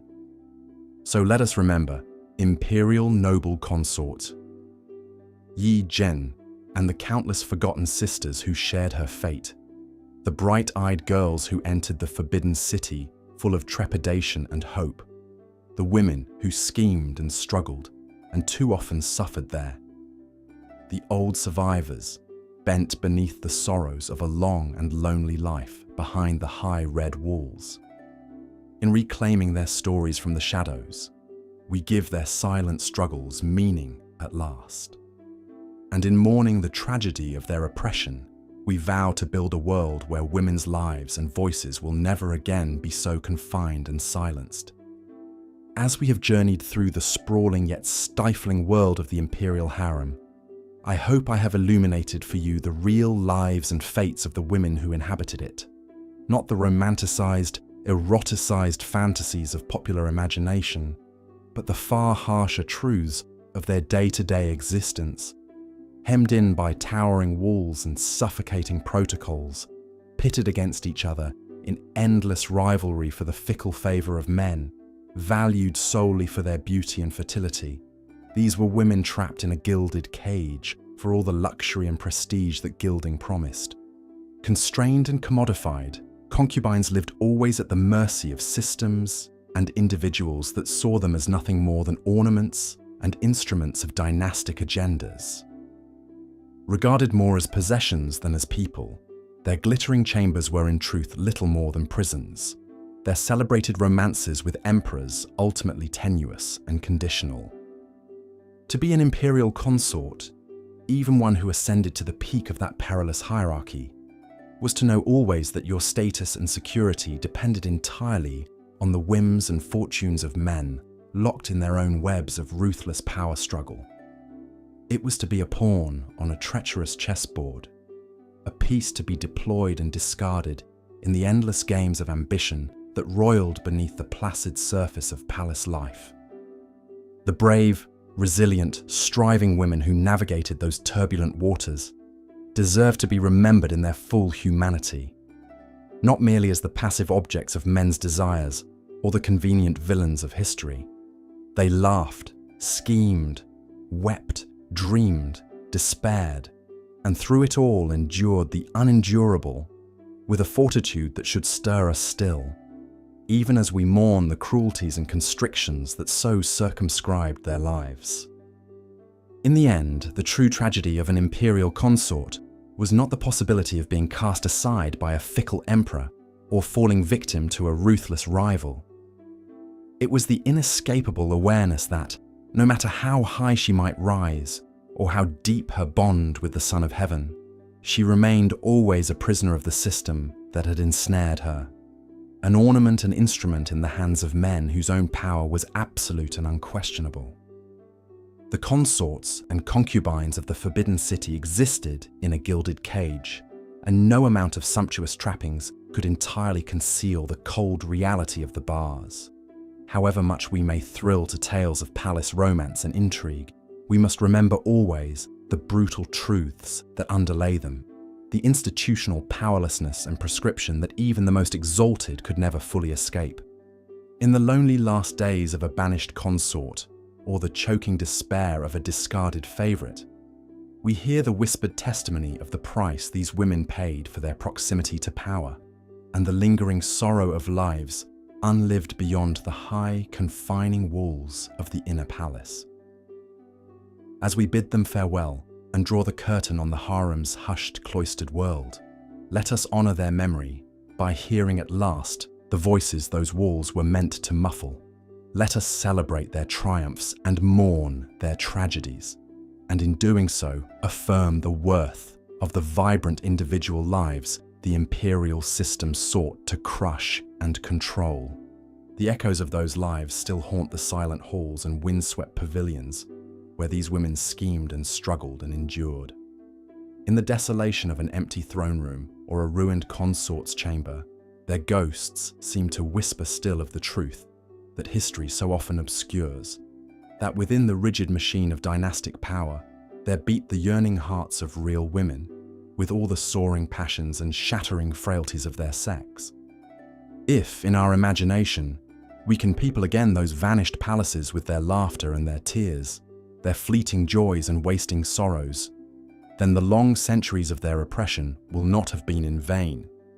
And in the stillness of a moonlit night in the Forbidden City, as the wind sighs secrets through the ancient pines, perhaps we can sense them there beside us, the ghosts of the harem women, hopeful girls and weary survivors, faded beauties and tragic suicides, all the forgotten heroines of a drama whose grand themes of love and loss, ambition and oppression still resonate in our own age. Let us give them in death what they were so often denied in life, a true acknowledgement of their humanity and an honouring of the silent sacrifices we can only begin to fathom.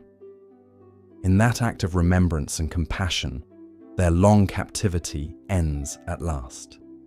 As the young concubine settled into her new life in the palace, She quickly learned that her humble origins put her at a disadvantage. Many of the other women came from noble families and had been training for this role their entire lives. They knew how to navigate the complex web of palace etiquette and politics, while she stumbled through the unfamiliar customs, rules, and expectations. The senior concubines and consorts, already secure in their positions, took every opportunity to put the newcomer in her place. They mocked her country accent, her clumsy attempts at court fashion, her ignorance of palace gossip and intrigues. She endured cutting remarks and condescending lectures, biting her tongue lest any impudent response make her situation even worse. There were so many potential landmines in palace interactions. Using the wrong title, making eye contact when she shouldn't, failing to bow deeply enough to a higher-ranked mistress. Any small misstep could earn a harsh scolding or punishment from the offended party. She watched some of her fellow junior concubines ordered to kneel for hours or slapped across the face for minor transgressions. The threat of physical discipline loomed over them all. The young woman struggled to keep all the rules and hierarchies straight. There were 8 main ranks of concubines, each with their own status and privileges. Some, like the Imperial noble consorts, had almost as much prestige as the empress herself, while lowly concubines like her barely registered as blips in the palace ecosystem. Survival meant learning her place in the pecking order and showing proper deference to all those above her.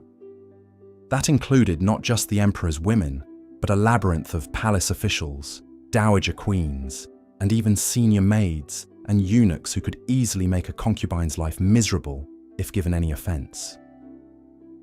Favor and promotions were earned through carefully staying in your lane. She had to remake herself into a refined lady of the court, shedding any trace of her commoner background. That meant endless lessons in everything from poetry and calligraphy to tea ceremonies and imperial court dances. Her country dialect was painstakingly corrected and her rural manners polished away. It was exhausting trying to bend herself to fit this lofty imperial mold. Some nights she lay awake in the dark, bones aching from kneeling, feet throbbing from all the bowing and balancing. So much of her old self, the laughing, carefree girl she used to be, had to be pruned away, replaced by this demure, obedient palace creature. There were whispers about what happened to concubines who failed to adapt. The ones who just couldn't seem to grasp the rules, stay in line, and transform themselves into sophisticated court ladies. Eventually, they would disappear from the palace, quietly expelled in disgrace, sent to live out their days in some far-flung province. The unluckiest ones, it was said, were condemned as failures and secretly executed.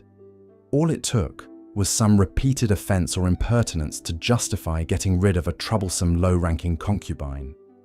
These were just rumors, of course, palace gossip not to be taken too seriously. Still, they added to the climate of unease.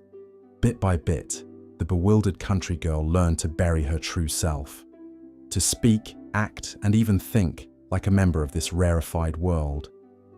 It was a difficult, even traumatic adjustment. But what choice did she have? This was her life now, for better or worse. The palace was her home, her universe, her prison. She wasn't the first young concubine to be thrown into the deep end of court life, and she wouldn't be the last. Behind the palace walls, women were reborn or broken by the force of imperial molds. In the struggle to adapt and survive, many quietly suffocated their old identities. For some, killing off their past selves was the only way to endure the present. They hardened themselves, becoming ruthless players in the harem game, willing to betray and sabotage their sister wives if it meant getting ahead. Others numbed themselves into passive followers, empty vessels for palace rules and protocols. Then there were those who took the transformation to heart, finding a kind of belonging and purpose in perfecting the role of imperial mistress. They took pride in their exquisite mastery of court graces and their embodiment of harem ideals. metamorphosis complete. However they coped, that loss of self, that rupture with their pasts, took a profound toll. Even the most successful harem women, the ones who ascended to the pinnacles of palace status, paid a price. Buried traumas had ways of resurfacing, and the echoes of abandoned dreams and lost identities lingered as dull aches. Our young concubine swallowed those losses as the years flowed by. She learned and adapted, donning her persona as an imperial mistress like armor against the casual cruelties and corrosive atmosphere of palace life. In transforming herself, she found a way to survive. But some vital spark, some core sense of self, grew fainter with each passing season. It would be many years before she could admit, even to herself, how much that severing of her roots, that burial of her true self, truly cost her. How a part of her withered in captivity, even as she mastered the role of court lady. That internal void would ache and twinge for a lifetime. But those insights came later, after decades of harem life wore away her illusions.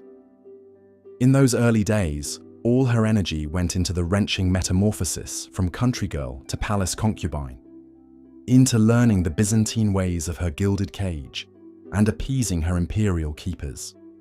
Small victories, like memorizing the proper court greetings or being praised for her tea-pouring skills, stood out like bright moments in the lusterless toil of transforming herself.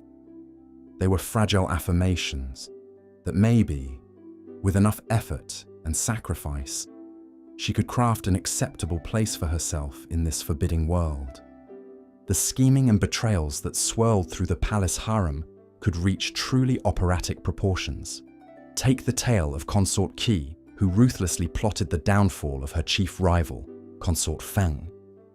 Consort Feng was a renowned beauty, known for her gentle nature and devotion to the arts. She quickly became a favorite of the Yongzheng emperor, spending many intimate evenings playing music for him in his private chambers. But this growing closeness did not go unnoticed by the other concubines, especially the prideful and ambitious Consort Qi. Qi had entered the palace at a young age and clawed her way up the hierarchy through a combination of wiles, seduction, and carefully cultivated connections with powerful eunuchs and dowager consorts. She bitterly resented playing second fiddle to the more modest and unassuming Consort Feng. So Consort Qi hatched a devious scheme to frame her rival for theft. She bribed a palace maid to plant one of the emperor's precious antique jade carvings in Feng's chambers. Then Qi tipped off the emperor about the supposed theft. When the incriminating jade piece was discovered in Consort Feng's room, the emperor flew into a terrible rage, refusing to believe Feng's protestations of innocence. He immediately had the hapless consort, Feng, dragged away in disgrace and imprisoned. Overnight, Feng went from the emperor's cherished companion to reviled criminal. She was demoted to the lowest rank of consort and exiled to a distant wing of the palace, her fine robes and jewels stripped away. Meanwhile, with her competitor out of the way, Consort Qi quickly maneuvered herself into the vacant place by the emperor's side. For a time, she basked in the glow of his favor and the resentful envy of the other concubines. But karmic retribution has a way of catching up to even the most artful palace schemers. A few years later, the same palace maid who had helped Consort Qi frame her rival had a change of heart. Racked by guilt, the maid confessed the whole sordid plot to the emperor. In a poetic reversal of fortunes, it was Consort Qi who now found herself dragged before the furious emperor to answer for her treachery. She was beaten severely and then banished from the palace altogether to live out her days in obscurity and disgrace. As for Consort Feng, she was restored to her former rank and allowed to return to the emperor's good graces. But the scars left by her rival's betrayal never fully healed. According to palace legend, on moonlit nights, the tragic strains of Feng's Erhu could sometimes be heard drifting through the palace courtyards, the exquisite melodies tinged with an unmistakable undercurrent of sorrow. Such was the precarious and often poisonous world of the imperial harem, where today's victor could swiftly become tomorrow's vanquished.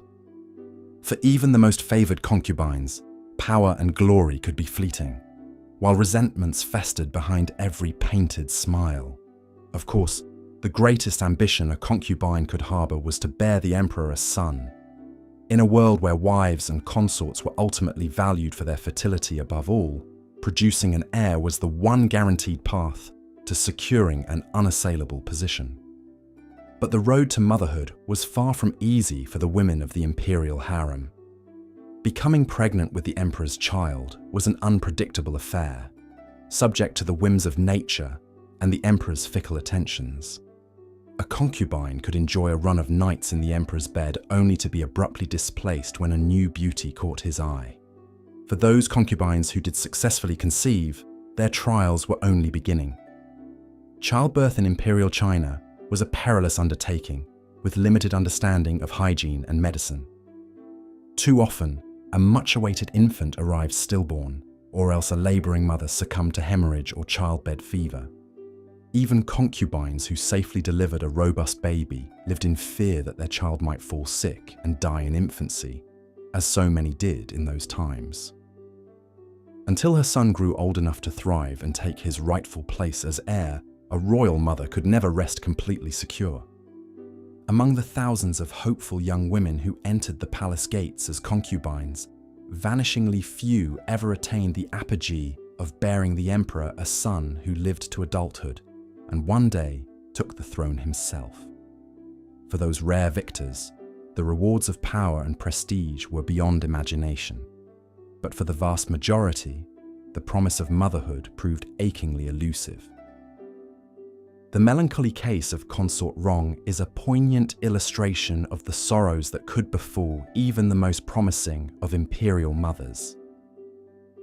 A daughter of a noble Han Chinese family, the lovely and cultured Rong caught the eye of the Qianlong Emperor as a teenage girl. He was so besotted with his new concubine that he lavished her with gifts and had her portrait painted more times than any of his other consorts. Soon, the delighted emperor received the news that his favorite was expecting a child.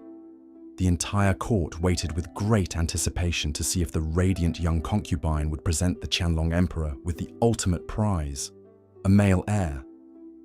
But sadly, it was not to be. Sometime during her second trimester, Consort Rong suffered a devastating miscarriage, losing the precious baby boy she carried. The emperor was grieved by the loss of his child, but he consoled the devastated Rong that they were still young and could try again for another son. Alas, despite her fervent prayers to the goddess Guanyin, Consort Rong's next two pregnancies also ended in miscarriage. With each loss, she sank deeper into despair, convinced that she had somehow angered the gods and was being punished for an unknown sin.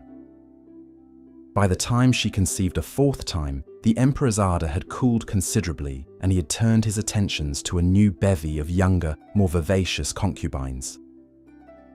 Lonely and filled with trepidation, Consort Rong spent a fearful 9 months hardly daring to hope that this final chance at motherhood would succeed. When her pains began, she labored for 2 excruciating days before finally delivering a small but living infant. But her joy was short-lived, for it soon became apparent that something was terribly wrong.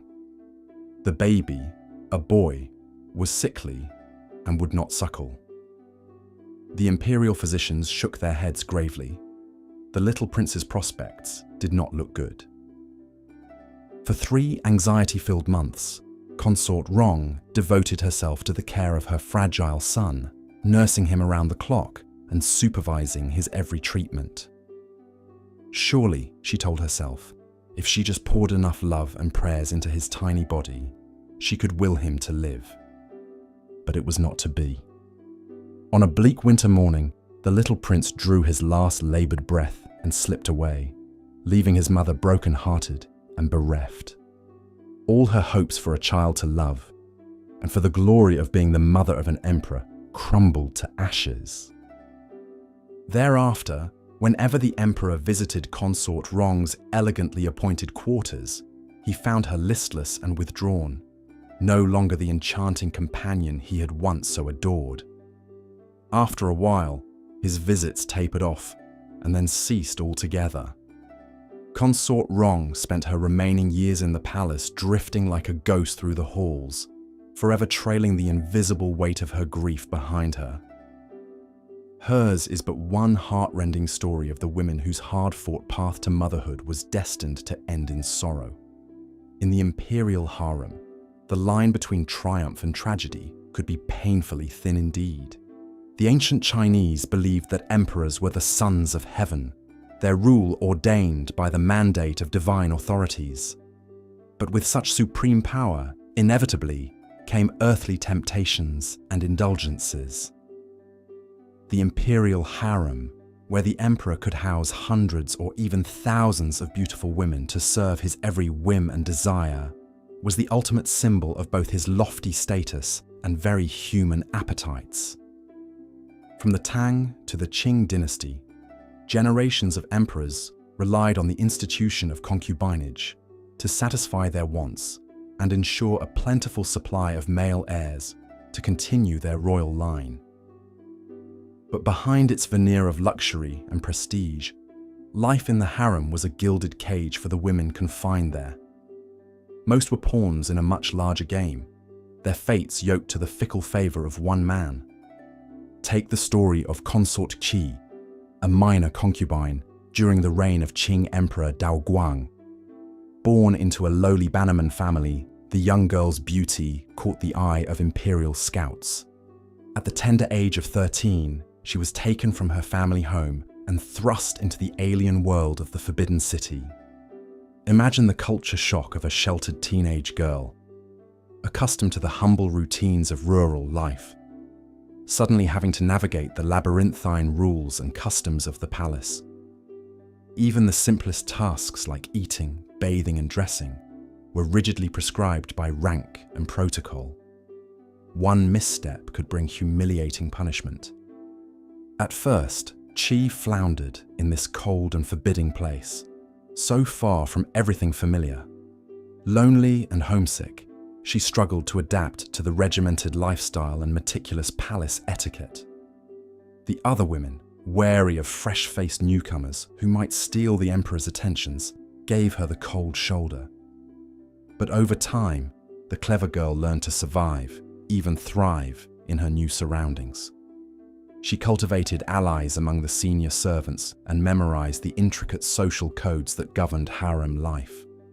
Most importantly, she mastered the subtle art of pleasing the emperor. Her diligence paid off when she was promoted to a higher rank and moved into her own lavish quarters. Yet even as Consort Qi grew accustomed to palace life, she realized the suffocating constraints of her new position. The women of the harem were all rivals for the rarest and most precious resource of all, the emperor's favor.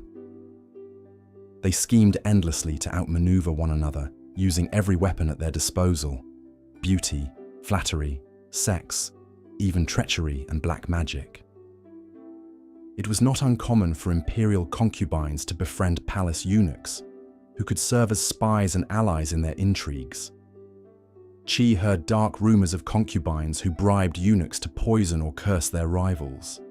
The threat of betrayal lurked around every painted screen and shadowed courtyard. Higher rank brought some protection from the pettiest cruelties and drudge work inflicted on junior concubines. But it also meant a more direct line of fire in the vicious conflicts between consorts.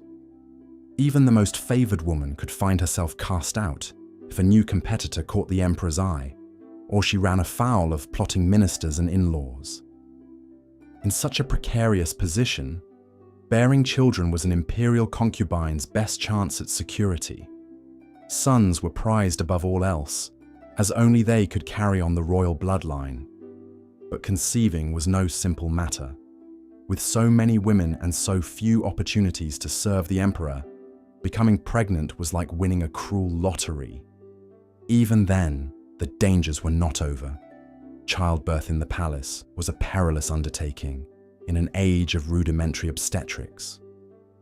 Many mothers and babies did not survive the ordeal. Consort Qi herself endured 3 miscarriages and a stillbirth before finally delivering a healthy baby boy. In her relief, she dared to dream of a brighter future at last. Alas, those hopes proved short-lived. As her little prince grew, palace gossip began to whisper that he bore an uncanny resemblance to the emperor's younger brother. Consort Qi found herself accused of conducting an illicit affair, a treasonous offence. Whether the allegations were true or just malicious slander mattered little. Enraged, the emperor had her brutally flogged and expelled from the palace. Cast out into the streets, Qi was spared execution only because of her son.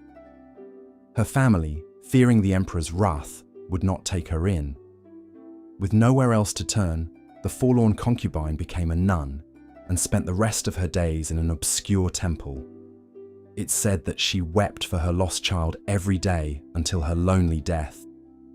Consort Qi's tragic tale was just one of countless stories of promising young girls whose lives were upended when they entered the emperor's harem. Most did not even attain the fleeting glory she had before her calamitous fall from grace. They lived and died within the high red walls of the Forbidden City, unknown and unremarked by history. The luckiest among them enjoyed some measure of comfort and prestige as favoured concubines. They had sumptuous quarters, fine clothes and food, and small armies of servants to attend to their every need. Some even wielded a measure of influence from behind the scenes. But that influence was always precarious and could vanish in an instant with the emperor's changing affections. More often, life in the palace was monotonous and suffocating, full of elaborate rituals and stifling decorum to while away the long days. Imperial concubines led cloistered existences, rarely allowed to venture beyond the palace gates. They could never marry for love or choose their own fates. Even their families benefited little from their positions, seldom sharing in their newfound status. And in tumultuous times, when rival factions warred for power or dynasties crumbled, concubines could find themselves treated as little more than political currency. Ambitious ministers and generals fought over beautiful consorts like trophies. In the worst upheavals, entire harems could be put to the sword by rebel forces or invading armies. During the Tang dynasty, a period of relative openness and cosmopolitanism, concubines from distant lands like Japan and Korea were brought to the imperial court as goodwill gifts and diplomatic tributes. One such girl was Yang Guifei, a half-Turkish, half-Persian beauty, said to have a face that could eclipse the moon.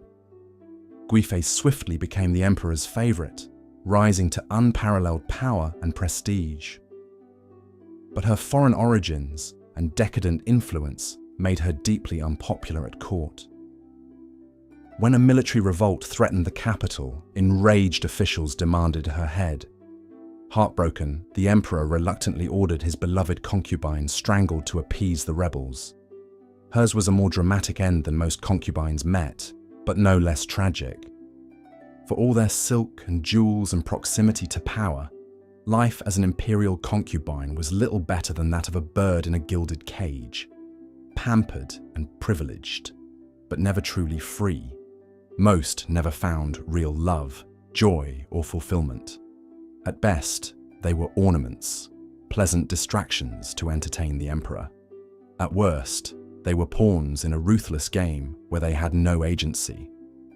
In their final years, as their youth and beauty faded, many must have looked back on lives filled with loneliness and regret.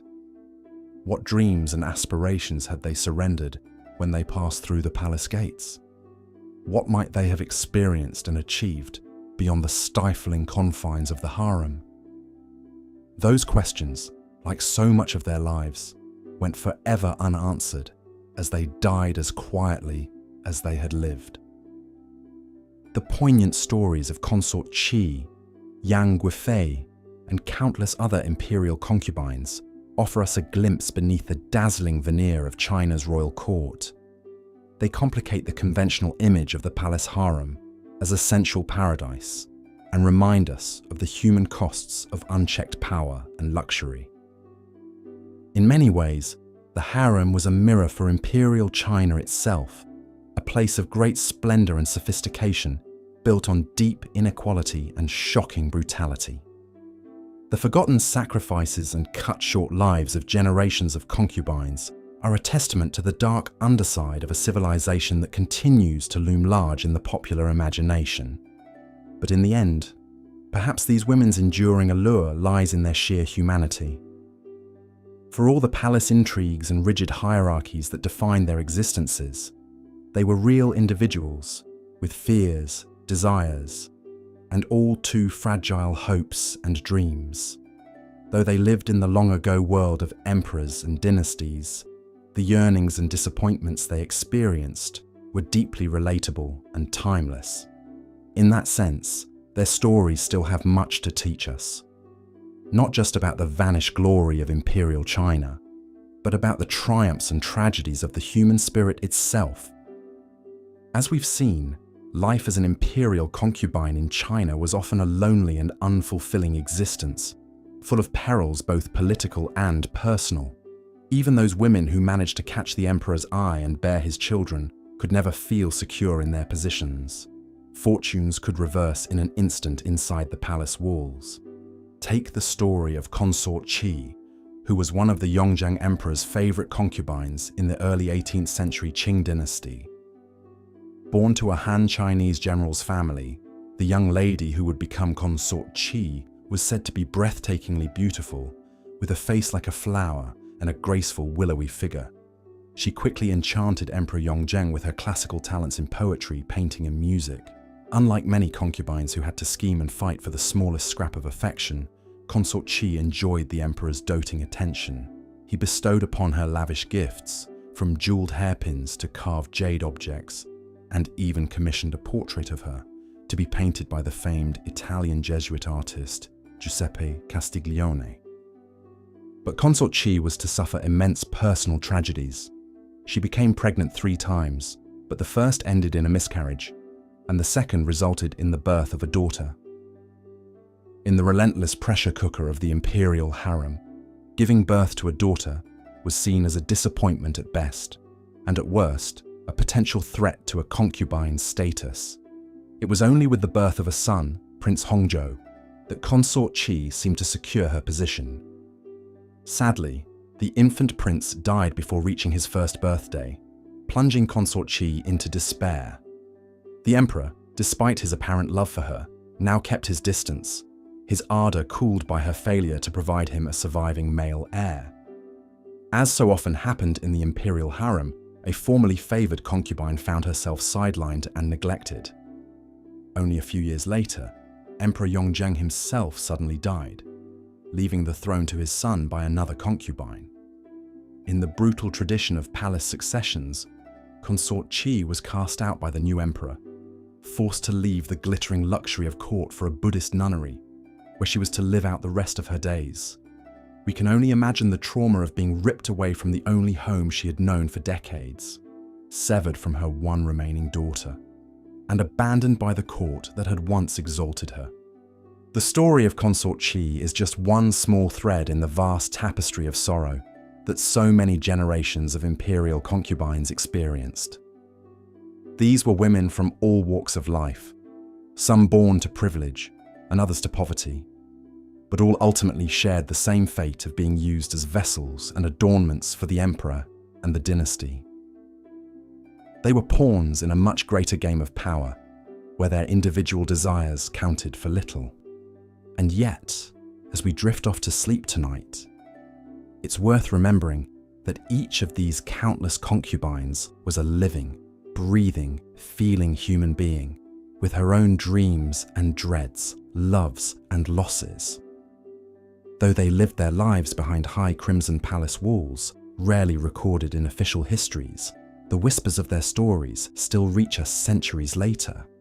The midnight intrigues, the valiant struggles to survive in a system stacked against them, their few triumphs and many tribulations, these are all part of the bittersweet hidden history of China's imperial concubines. So the next time you see a TV drama or read a novel romanticizing the lush, steamy world of the imperial harem, spare a thought for the real women who lived and died within it. They were not, for the most part, conniving seductresses or helpless victims, but complex human beings making hard choices within suffocating constraints. In recognizing the harsh realities they endured, we pay tribute to their inner strength and resilience. The institution of concubinage cast a long shadow over Chinese history, one that stretched for thousands of years and over many dynasties. It shaped the lives of countless individuals, from the son of heaven on his dragon throne to the lowest kitchen maid who dreamed of a better future for her daughter. Its influence could even be felt beyond China's borders, in the kingdoms that sent their princess daughters to cement alliances with the emperor. But as the Qing dynasty crumbled in the early 20th century, so too did the system of imperial concubinage that had propped it up for so long. The last emperor of China, Puyi, was forced to expel the remaining palace women when the Japanese invaded in the 1930s. It was an ignominious end to an institution that had once seemed as eternal and unassailable as the Forbidden City itself. In the decades since the fall of the last dynasty, China has undergone wrenching revolutions and mind-boggling transformations. The cloistered, cosseted world of the imperial concubines now seems as distant as a dream, a half-forgotten relic of a past that many would prefer to leave behind. And yet, the stories of these women continue to resonate through time, offering us a window into a world at once alien and achingly familiar. For all the silken spices, the palatial gardens and exquisite furnishings, the life of an imperial concubine was in many ways a life of emptiness and sorrow. These lucky women who had the misfortune to catch the emperor's eye often found that the splendor of their surroundings only heightened their sense of isolation and powerlessness. They were denied the basic human freedoms, to love, to choose their own fates, to find meaning and purpose beyond the narrowly circumscribed roles assigned to them. But even in the depths of their despair, some concubines managed to leave a mark on history. There were poets and artists who poured their sorrows into their work, leaving behind a legacy of haunting beauty. There were mothers who fought tooth and nail to secure a better future for their children, playing the ruthless game of court politics with skill and determination. And there were women who simply endured day after day, year after year, maintaining their dignity and humanity in the face of unimaginable hardships. As we close our eyes and drift off to sleep, let us hold a space in our hearts for these long-ago women, our sisters across the centuries. May their stories remind us to cherish the freedoms we so often take for granted, and to honor the quiet acts of courage and resilience that have always sustained the human spirit, even in the darkest of times. The red walls of the Forbidden City still stand in Beijing, a silent testament to the vanished world of the emperors and their concubines. But the real monument to these women is the one we carry within us, the empathy and compassion that allows us to reach across the barriers of time and culture, to recognize their struggles and their strength, their pain and their perseverance. In the end, perhaps this is the most enduring legacy of the imperial concubines. Not the sons they bore or the intrigues they wove, but the way their stories continue to move us, to trouble us, to make us ask the deep questions about power and gender, about the human cost of mighty empires and glittering palaces. They remind us that beneath the sweeping currents of history, there have always been individual lives, individual loves and losses, individual triumphs and tragedies. And as we surrender to sleep's embrace, we carry a piece of their stories with us, woven now into the fabric of our own dreams. May we dream of a world where no woman is ever again trapped in a gilded cage, where no human being is ever again reduced to a pawn in someone else's game, may we dream of a world where every person, regardless of birth or circumstance, has the freedom to write their own story, to pursue their own path to happiness and fulfillment. This is the world that the Imperial concubines, in their own small way, help to dream into being through their struggles and their sacrifices. It's a dream that remains unfinished, a work in progress that we are all called to carry forward. But as we do so, let us remember the women who came before us, the ones who endured so much in the hidden corners of history. Let their memory be a blessing and a guidepost, a reminder of how far we've come and how far we still have to go. And let their stories whisper to us as we slip into sleep's gentle darkness, like the ghost of a long-ago lullaby, half remembered and half imagined, echoing softly through the ages. The life of an imperial concubine in China was often marked by intense loneliness, despite being surrounded by the hundreds or even thousands of people who inhabited the palace. For most concubines, contact with the emperor was sporadic at best. Weeks, months, or even years could pass without being summoned to his bedchamber. The vast majority never attained the status of a favored consort or the mother of the emperor's children. Instead, they lived out their days in the stultifying tedium and stifling seclusion of the harem.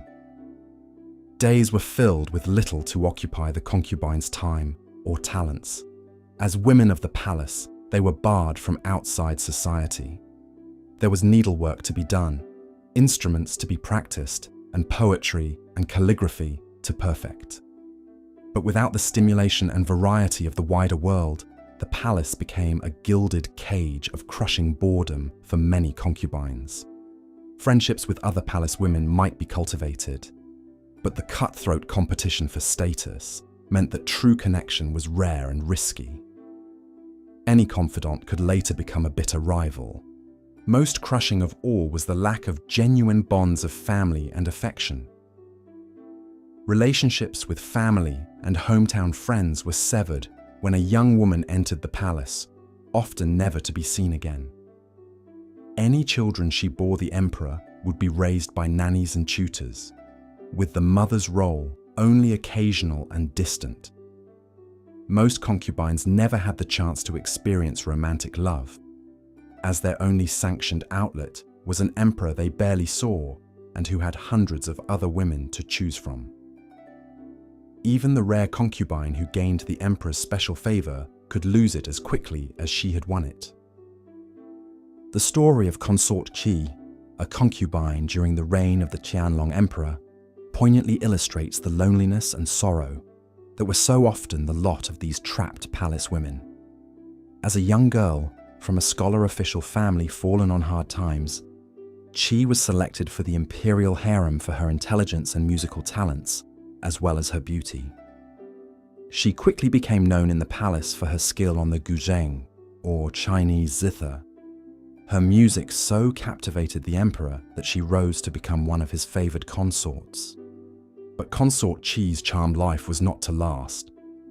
Court politics and harem rivalries were a constant peril. She found herself demoted and out of favor after offending the emperor's higher-ranked empress. Worse still, despite her many years in the emperor's good graces, she had never been able to give him a son. As she entered her 30s, her prospects for conceiving greatly diminished in a time without reliable fertility treatments. The lonely years stretched ahead of her, banished to a far corner of the palace without even the hope of a child to keep her company. Late in life, long after Emperor Qianlong had passed away, Consort Qi penned a melancholy poem reflecting back on her years in the palace. Spring flowers, autumn moon, how many passed me by. Locked in secluded halls, such a small world. The zither's strings are silent now, its case covered in dust. A caged bird longs to spread its wings and sing a song of sorrow. Qi's poignant words speak not only for herself, but for the many generations of imperial concubines whose lives were marked by futility, frustration, and a profound lack of human connection. even at the highest pinnacle of the emperor's favor, true happiness eluded them. The luxuries, status, and pleasures they enjoyed came at the cost of their freedom and personal fulfillment. In the stifling world of the palace, even the most feted beauty was ultimately no more than a bird in a gilded cage. So it was for Wu Rong, a concubine of the 12th century Emperor Gaozong of Song. A renowned poet and painter, Wu caught the emperor's eye with her refinement and soon became his cherished companion. For a few golden years, she basked in his adoration, with her every poem and painting lavishly praised. But Wu had the misfortune to become entangled in the vicious power struggle between the emperor and his chancellor Qin Hui. Falsely accused of using sorcery to bewitch the emperor, the hapless concubine was demoted, expelled from court, and imprisoned. She was only 26. Wu Rong would languish for 2 decades in captivity, her youth and beauty fading within the walls of her confinement. It was an abrupt fall from the dizzying heights of imperial favor into the depths of obscurity and isolation. Even after she was finally released, an embittered Wu chose to live as a hermit rather than return to society. The wounds inflicted by the palace ran too deep. As she wrote in one haunting poem, recalling the splendors of those vanished days, the memory seems like a spring dream that will not stay. That glittering world held only fleeting joys. In the end, this floating life is nothing but void. Wu Rong's tragic tale underscores the capriciousness of fate that stalked even the most exalted imperial consorts. The same palace that had raised her up so high ultimately dashed her back down without mercy. For a flickering moment, she had the love of the most powerful man in China. But in the end, like so many ill-starred concubines before and after her, Wu was only a powerless pawn, to be used and discarded at the whims of men and the machinations of the court.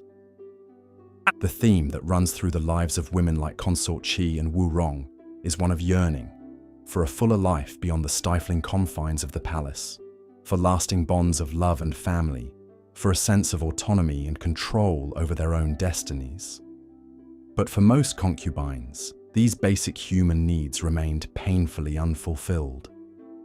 The lucky few who found some measure of status, stability, or self-actualization were the exceptions to the rule.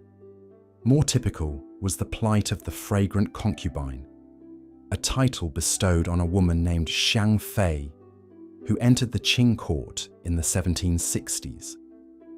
Of Uyghur Muslim background from the western borderlands, she was presented as a tribute gift to the Qianlong emperor by a regional ruler. Renamed Fragrant for the pleasing scent said to emanate from her body, she soon became the aging emperor's favorite, doted upon for her fresh beauty and innocent charm. But the fragrant concubine's hold on Qianlong's affections made her a target for the ruthless Empress Dowager. Xiang Fei was tormented, beaten, and eventually murdered on the orders of the envious empress. The emperor buried his beloved concubine in a lavish tomb, but could not even publicly mourn her, constrained by the rigid rules that governed imperial propriety and his duty to the senior empress. The fragrant concubine's bleak end shows how even the most favored consorts were ultimately expendable within the brutal calculus of harem politics. As a naive girl from the provinces thrust into the snake pit of the palace, she never stood a chance. In the end, she was seen by the court not as a person, but as an exotic plaything whose novelty value had expired. This objectification and commodification of women was the common thread that ran through the experience of imperial concubines, from the lowest maids to the highest consorts. They were viewed as adornments and assets, to be collected and discarded at will, rather than as individuals with minds and hearts of their own. This fundamental lack of personhood meant that for all their fineries and luxuries, concubines remained trapped in a silken prison, powerless to determine the course of their own lives. The poignant stories of Consort Qi, Wu Rong, the fragrant concubine, and so many others lost to history shine a light into the shadows of the imperial palace, illuminating the human struggles that played out behind its forbidding walls. For all their proximity to the apex of power and wealth, the vast majority of concubines remained pitiable in their utter lack of real agency or fulfillment. They could only watch mutely from behind the silk screen as the great game of empire played out, forever on the outside looking in. In the end, the loneliness, frustration, and quiet desperation that marked the lives of generations of imperial concubines should make us question the dazzling surface glamour of their rarefied world. Behind the exquisite silks, glittering jewels, and sumptuous surroundings lay a much darker reality of exploitation, isolation, and the crushing of the human spirit. As highly prized commodities in a system designed to serve the needs of men and the dynasty, concubines were ultimately as disposable as they were alluring. Long after China's last dynasty fell and the institution of the imperial harem faded into history, the melancholy echoes of these women's stifled hopes and wasted potential continue to haunt us down through the ages. In recognizing the profoundly circumscribed existences they endured, we restore to them some measure of the dignity and personhood they were so often denied in life. The quiet tragedies of the women of the palace may have been buried by history, but they need not be forgotten. Though gone, their long-ago longings still speak to us across the vast gulf of years, a poignant reminder of the indomitable human yearning for a life of purpose, connection, and meaning. As we've seen, even those concubines who managed to catch the emperor's eye and bear his children were still vulnerable to the ever-shifting winds of palace politics. The story of Consort Qi, a low-born woman who rose to become one of the most favored consorts of the Jiajing emperor in the 16th century, is a poignant example of how precarious a concubine's position could be. Born into a poor family, the young Consort Qi caught the emperor's attention with her beauty and quick wit. She soon found herself elevated to the rank of noble consort, showered with gifts and privileges. For a time, it seemed she could do no wrong in the emperor's eyes. She bore him a son, cementing her status, and the future looked bright. But palace intrigue is ever present, and Consort Qi had made enemies during her meteoric rise. The emperor's first wife, Empress Zhang, resented the newcomer who had stolen her husband's affections. When the empress's father, a powerful official, fell out of political favor, Empress Zhang seized the opportunity to exact revenge on her rival. Whispers began to reach the emperor's ears, rumors that Consort Qi was growing arrogant, putting on airs unbefitting her humble origins. Petty faults were exaggerated into grave transgressions. The emperor, growing older and more paranoid, began to doubt the woman he had once cherished. In a palace coup, Empress Zhang and her allies moved against Consort Qi. Trumped-up charges of disrespect and disloyalty were brought against her. Despite her pleas and protestations of innocence, the emperor, swayed by the empress's faction, demoted Consort Qi and had her imprisoned. Stripped of her rank and privileges, separated from her young son, Consort Qi spent her remaining years languishing in the cold palace, the part of the imperial harem reserved for out-of-favor concubines. She lived out her days in lonely obscurity, a once shining star now consigned to the shadows. Consort Qi's tale is a reminder of the knife's edge that imperial concubines walked.